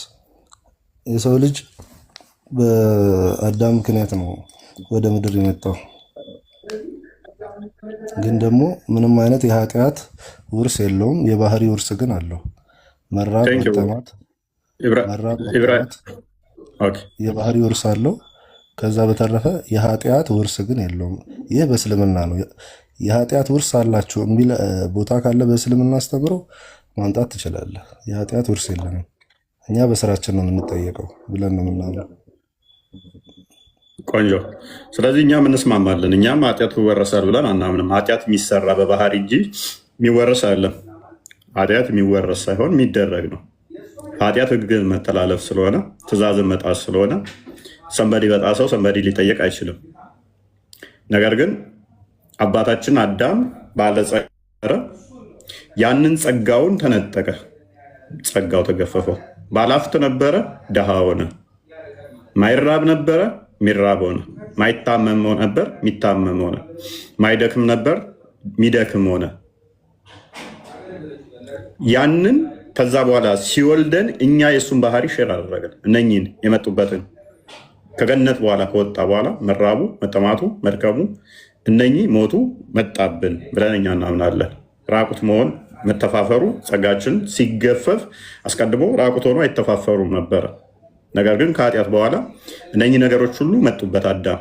እነኚህ ሁሉ ከመጡበት በኋላ ከዛ በኋላ ከወጣ በኋላ ከገነት የሚወልደው በእሱ አምሳል ስለሚወልደን ራቁታችንን ማንሄድ ምናተፋፈረን የሚረበን የሚጠማን የምንደክም ሆንን።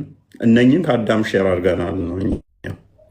ኢብራሂም ቤቢ ጸጋቸው ተገፈፈ ያልከው በመሰረቱ ጸጋቸው ተገፉ አይደለም የሚለው አይናቸውን በራ ነው የሚለው። አወቁ ምንድነው ሲያዩት ከዛ በኋላ ራቁታቸውን መሆናቸውን አወቁ ነው የሚለው።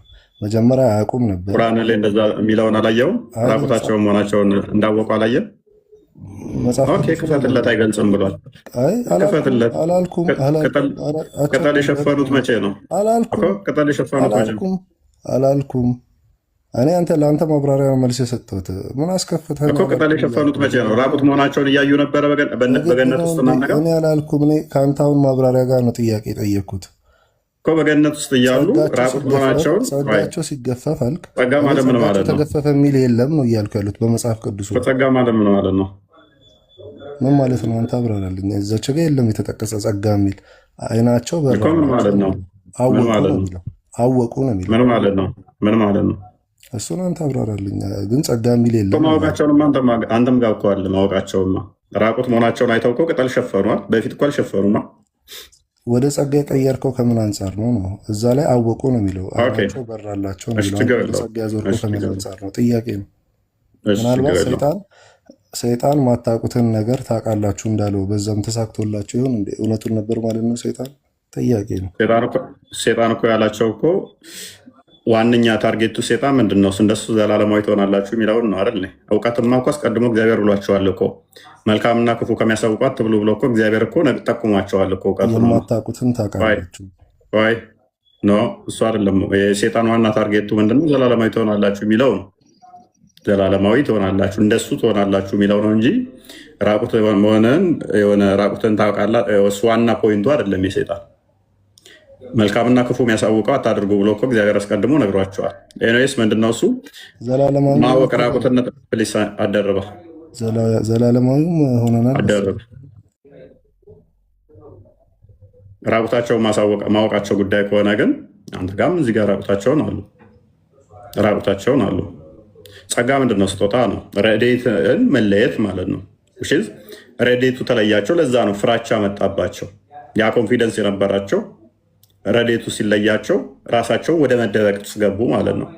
የመረበሽ ውስጥ ገቡ ማለት ነው። የሚጠብቃቸው የእግዚአብሔር ጸጋ ልክ ሲለያቸው ሲርቃቸው ፍራቻ የሚደበቁ የሚሸፈኑ ሌላ የሚሸፍናቸው ነገር ውስጥ ፍለጋ ገቡ ማለት ነው።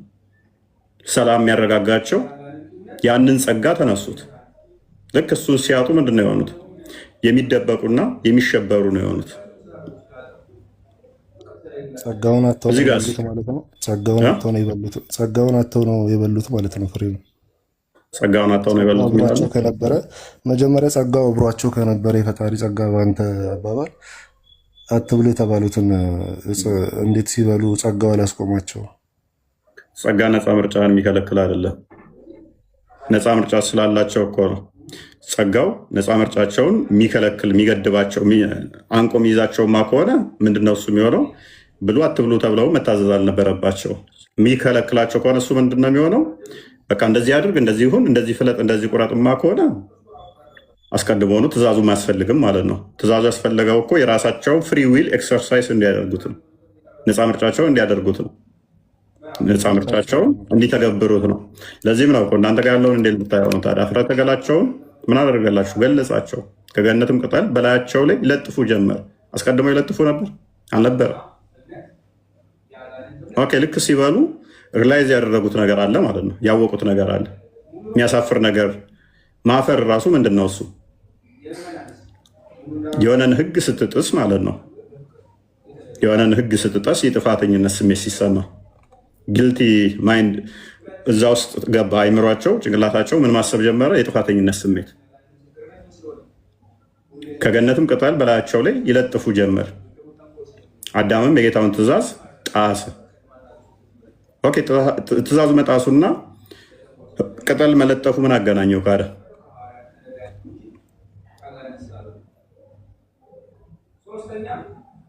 ቀጠለ። እነዚህ ላይ እኮ ግጭት የለብኝም። ቅድም አንተ ከመጽሐፍ ቅዱስ አንጻር ላወራህ ነው። ራስ ጋር ሲሆን ግን በዝምታ ታልፈዋል። ኔስ ቀጥል ክርስቲያን።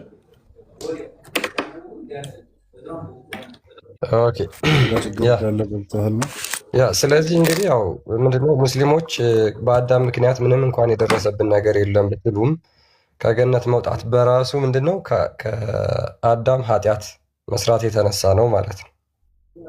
አዳም ኃጢአት ባይሰራ ኖሮስ በዛው በገነት ትቆያላችሁ ወይስ አትቆዩ? ቀጣይ ጥያቄ። ያሲን ወይም ደግሞ ራጁ ፉአድ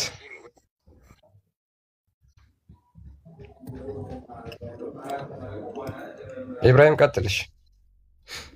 ሌሎቹ መማር ትምህርት ላይ ነው። ኢብራሂም ይበቃዋል። ኢብራሂም ይህንን ደጋግሞ መለሰ እኮ።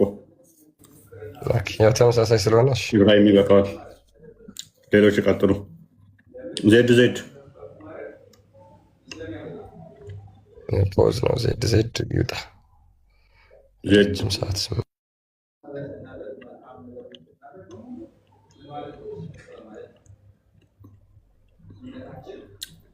ሌሎች ጥያቄዎች ብዙ አሉ ናቸዋል። በዚህ ጉዳይ ላይ ግን እነኚዎቹ ይመለሱ ቅድሚያ።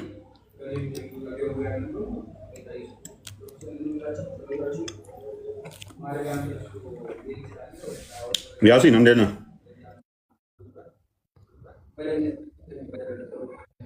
ቃል ልጅ በቃ ቃል አለ።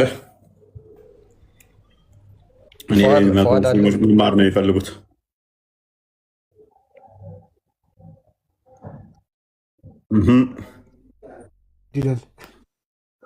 ከበድ ብሎ በጣም ቀላል ቶፒክ እኮ ነው። ለሙስሊሞቹ በጣም ቀላል ነው።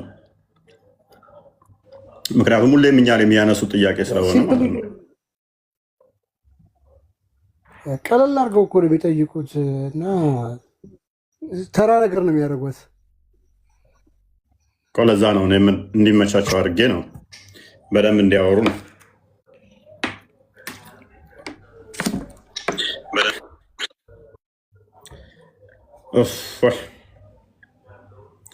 ሱሱ ነኝ። እንዴት ነሽ?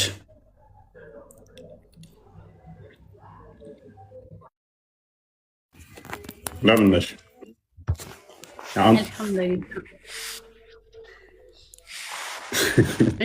ጥያቄ ልጠይቅህ።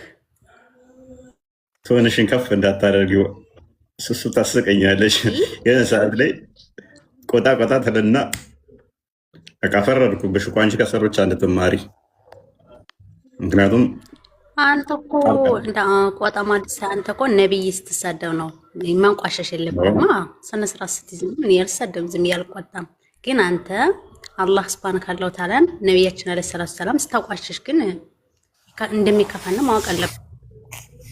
እኔ ተሳርቤ አላውቅም። አክቹዋሊ አሁን ስትሰሚ ምን ብዬ ተሳደው ኖ ትላንት ምንድን ነው ስትል የነበረ በጣም አስተሳደብ የነበረ ነቢያችን አንጠበጥበ አይባልም እኮ። ነቢያችን አለይሂ ሰላም ለውመታቸው ምን ያክል ዋጋ እንደከፈሉ ታውቃለህ? ሰላም ማታውቅ ነው። እሳቸው ሲወሱ ደግሞ እኛ የደም ስራችን ነው የሚነካው። እኛም ማቋሸሽ ምንም ያልኳል መሰለኝም። እሺ እንለፈው። እሺ ማለት እኛን እንድትወስ ማቋሸሽ ትችላለህ፣ መሳደብ ትችላለህ፣ ችግር የለውም። አንድ ሰው ደግሞ ማለት ነው ይስልምና ስለማቋሸሽ በቃ አትበል። በቃ እንዴ ወደ ቶፒካችን እንመለስ። ክርስቲያን ቀጥል። እሻውን ጥያቄ ልጠይቅ እስኪ። ቆይ አንድ ሰው ሲፈጠር ምን ሆኖ ነው የሚፈጠር? ሙስሊም ሆኖ ነው የሚወለድ ወይንስ ክርስቲያን ሆኖ? ሰው ሆኖ ነው የሚፈጠረው። ሰው ሆኖ ነው የሚፈጠረው። ሱሱ በአደም ምክንያት ነው ከገነት የወጣሽው?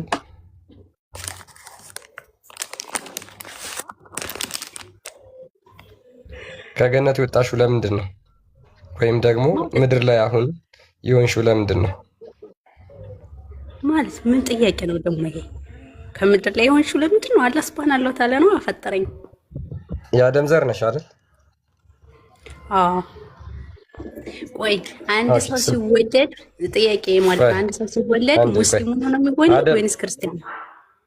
ወይ እሱ ችግር የለውም። እሱ ደጋግመን ስለተናገር ነው አዲስ ቶፒክ ስለሆነ።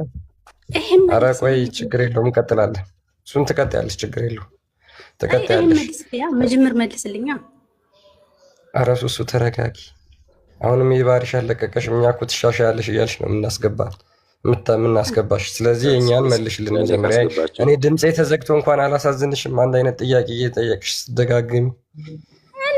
ስለዚህ እንዴት ነው የሚሆነው? ከዛ መልሽልንና ከዛ እንመልስልሻለን። ችግር የለውም እንመልስልሻለን። ሶሱ መጨረሻ ላይ በቃ አንድ ለሱ እንቀበልና አቡን ተቀበለውና እንመልስልሻለን። ኦኬ እሺ። አቡ መርየም ለእኔ ከፈቀዳችሁልኝ። ኦኬ እሺ፣ ከአንተ ጋር እንቀጥል። ኦኬ አደም በገነት እያለ ዛፏን በልቶ ተሳስቶ ነበር አይደል?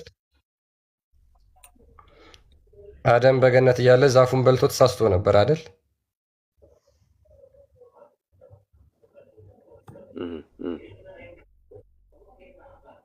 ድምፅን ትንሽ ከፍ አድርገውና ተሳስቶ ነበር አይደል? አይሰማም? ኦኬ ጸጸቱን ተቀብሎታል አልተቀበለውም? ተቀብሎታል። ኦኬ ስለዚህ እዛው ተሳስቶ እያለ ልክ ዛፏን ከበላ በኋላ ማለት ነው ተቀብሎታል። ከዛ ተውበት አድርጎ ይሰማል። አቡ መርየም ሜቢ ኔትወርክ ነው መሰለኝ፣ ሜቢ እየተሰማ ከሆነ ስለዚህ እዛው ጀነት ውስጥ እያለ ጸበለሷን ከበላ በኋላ ዛፏን ከበላ በኋላ ማለት ነው እዛው ተውበት አድርጎ አላህን ይቅርታ ጠይቆ ነበረ። ስለዚህ እዛው አላህ ጸጸቱን ተቀብሎት ነበር ማለት ነው አይደል?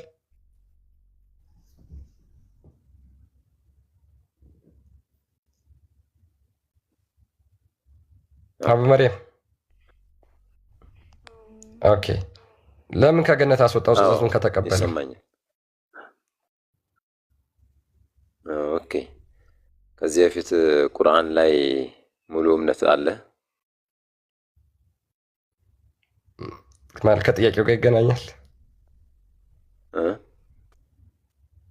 ከጥያቄው ጋር ይገናኛል።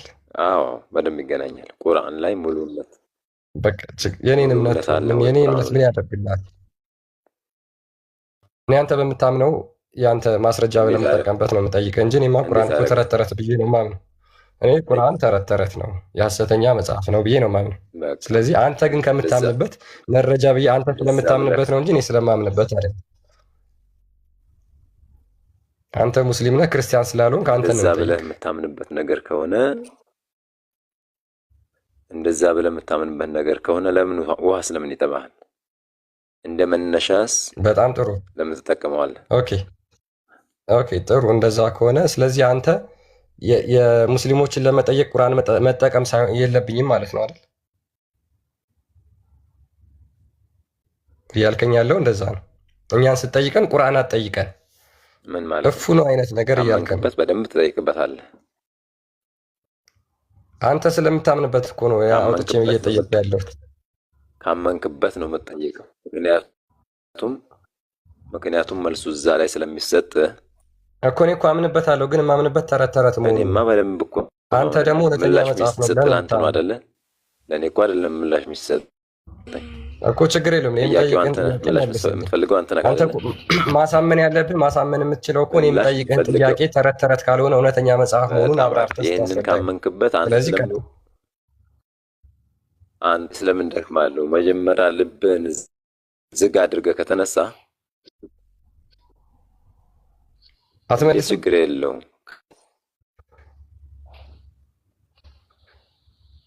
አትመልስም? አቡን ትናንትና አንደኛ ያለኝን ሰምተሃል? ክርስቲያን ከስር መሰረቱ ቁርአን ላይ መልስ ልሰጥህ ካላመንክበት ድንጋይ ላይ ትናንት አንዱ ያለኝን ሰምተዋል? ማፍሰስ ስለሆነ ለምን ምንስ ያደርግልሃል? ለምንስ ራስን ታዳክራለህ? ታኳትናለህ? መጽሐፍ ቅዱስ ብለህ ብትጠይቀኝ ለምሳሌ መጽሐፍ ቅዱስ ላይ ነው ጥያቄ ባነሳለህ መጽሐፍ ቅዱስ ላይ ታምንበታለህ? ትናንትና አንደኛው ምን እንዳለኝ ታውቃለህ? ክርስቲያን ይሰማሉ? ይሰማል። አሁን ይሰማል። ጥሩ ነው። አንነግረህም፣ ሚስጥር ነው።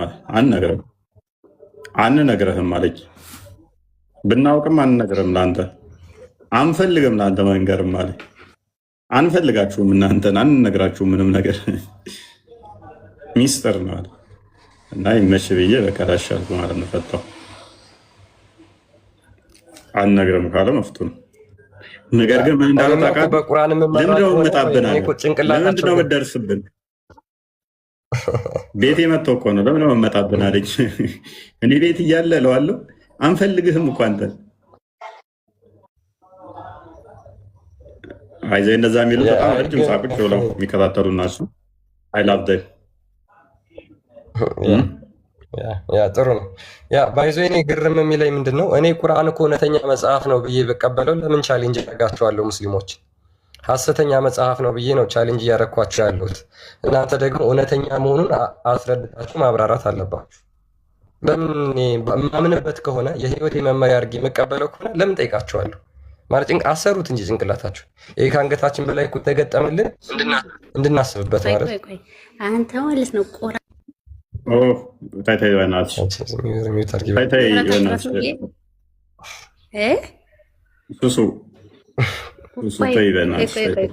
ቁርአን ማለት ነው። ዝም በል። ቁርአን የህይወት መመሪያ ካልሆነ ታዲያ ማነው የህይወት መመሪያ የሚሆነው? አላህ ሱብሃነሁ ወተዓላ ያወረደው እኮ ነው ቁርአን። ምርጡ ሱራ የትኛው ነው? ከምርጡ ስራ አይመለከትም። ሙሻታ ምንበትም አይመለከትም። ግን አታንኳሽ ምርጡ ንገሪኝ እስኪ። የህይወት መመሪያ ያልሽው ምኑን ታውቀዋለህ? እሺ አንደኛ ልጠይቅህ። አንድ ሰው ሙስሊም ሆኖ ከተወለደ ክርስቲያን ነው? ይሄን መልስልኝ። ለምን አንድ ሰው ሙስሊም ነው ከተወለደ በውሃ ተጠምቆ ክርስቲያን ይሆናል አይደለም? ከነዚህ ኢየሱስ እያመለኩ የመርየም ልጅ እንዴት ከነዚህ ክርክር ታርጊያለሽ? አዎ እና የመርየም ልጅ እያመለከ ከዚህ ምን ይላል ቁርአን እሱ በአንድ የሚት አድርጊ በቃ እኔ ስስፈለስ ትለኝ። አሁን ቀጣይ ደግሞ ኢየሱስ የወለደች ልጅ ሆነ ያስመሰለችው አንተ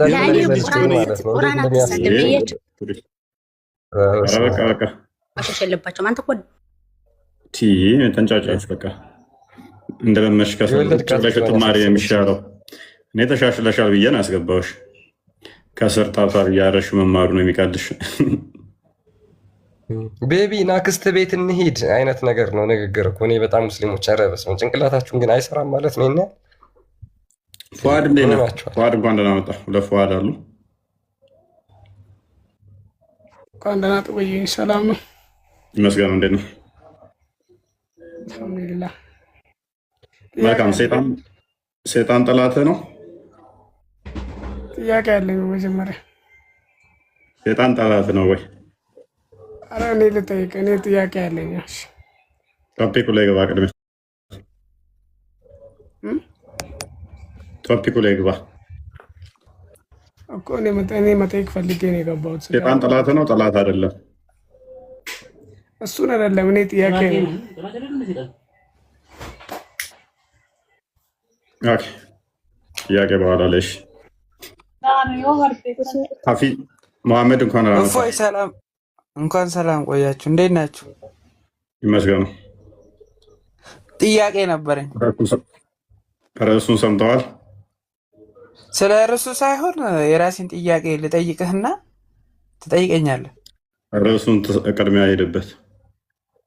ርዕሱን ለአንተ ቶፒኩን ወደዛ ብለውና ማለት ነው። እኔ የምጠይቀውን ትመልስልኛለህ? ኦኬ ቁርአን እየወራን ያለ ነው። ቁርአኑን ወደዛ አድርጉት፣ ዞር በሉት፣ ዞር አድርጉት የምትለው ኧረ እሱን አላልኩም። ስለዚህ ከእናንተ የምንማረው ምንድን ነው? ቆይ ከእናንተ የምንማረው እኛ ምንድን ነው? እኛ እስልምና ሐሰተኛ መሆኑን እስልምና ሐሰተኛ መሆኑንና ኧረ በፍጹም ሐሰተኛ ነው የሚል የተጣፋለ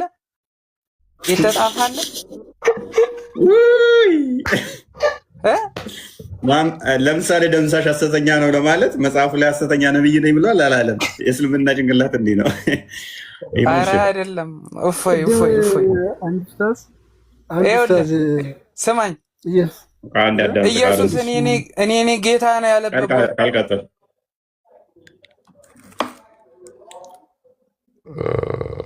ሶሪ በጣም እንግዲህ እንዲህም አለ። ቅድም የሆነ ውስጥ ትዝ ብሎኝ ነው የኢየሱስ ተሰቅያለሁ ያለበትን ማስረጃ አምጧል። ከራሱ አንተ በተሰቅያለሁ ብሎ ማን የተናገረበት? ይሄማ ማቴዎስ የተናገረው ነው። ከባድ ነው እና በዛ ላይ እጆቼን የተወጉትን የተቸነከሩትን እዩ፣ ጎኔቼን እዩ የተወጉትን ብሎ አሳይቶ እሰቀላለሁ ብሎ ተናግሮ እሰቀላለሁ ተሰቅያለሁ ብሏል። ከባድ ነው። ቀላል ነው። ቃል በቃል አልተሰቀልኩም ብሏል ቁርአን ላይ ራሱ ቃል በቃል እኔ ኢየሱስ አልተሰቀልኩም ብሏል።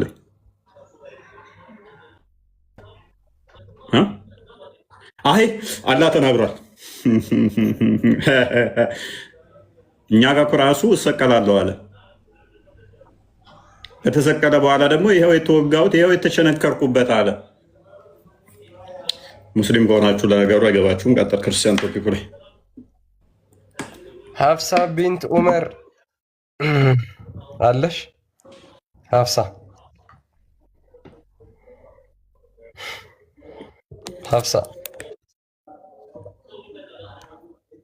ኦኬ፣ ወደ እንትን እንበለውና ስለዚህ በእስልምና ሞት ራሱ ምንድን ነው? ሞት ለምንድን ነው የተፈጠረው? ዘላለማዊነት መቼ ነው የሚመጣው? ዘላለማዊነትስ እንዴት ነው የሚገኘው? እኛ ሞት ተሽሮልናል። ሞት የተፈጠረ አይደለም። ሞት የተፈጠረ ባለመሆኑ ምክንያት ሞት በበደላችን በመምጣቱ ምክንያት ሞት በሞት ተሽሯል ማለት ነው። የእግዚአብሔር ልጅ ሞትን ደምስሶታል፣ ሞትን አፍርሶታል። ሰው እንደዛ ከሆነ ሎክ ሞት በሞት እኛ ጋር ተሽሯል። እነሱ ጋር ግን ለምንድን ነው ታዲያ አዳም እና ገነት ውሽዝ ቁማር ነው የሚሆነው? ቅድም እንዳለን አይ በቃ ዝም ብሎ እንዲቆይና ሴጣን እንዲያሳስተው እንዲያስወጣው ነው ያደረገው የሚለው ቁማር ነው የሚሆነው። ቁማር ይሆናል ማለት ነው። ሰው ዘላለማዊነትስ መቼ ነው የሚመጣው? በእስልምና ኢተርኒቲ። እኛ ዘላለማዊነትን ምንድነው የሚረብሽ ድምፅ አለ። ኦኬ፣ ዘላለማዊነትን እንዴት ነው የሚያገኙት? በእስልምና እንዴት ነው የሚገኘው? እንዴት ነው የሚመጣው? በምንድን ነው የሚገኘው?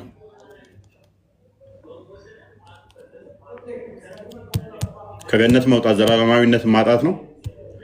ወደ ገነት መግባት ዘላለማዊነትን ማግኘት ነው? ወይንስ ሌላ ሚንስ ያስፈልጋል? ዘላለማዊነትን ለማግኘት ኢተርኒቲን ለማግኘት ሕያውነትን ለማግኘት ኤግዛክት ወርድ ፋላሲ እንጠቀማለን። ከአሁን በኋላ እነሱ ስለሚጠቀሙ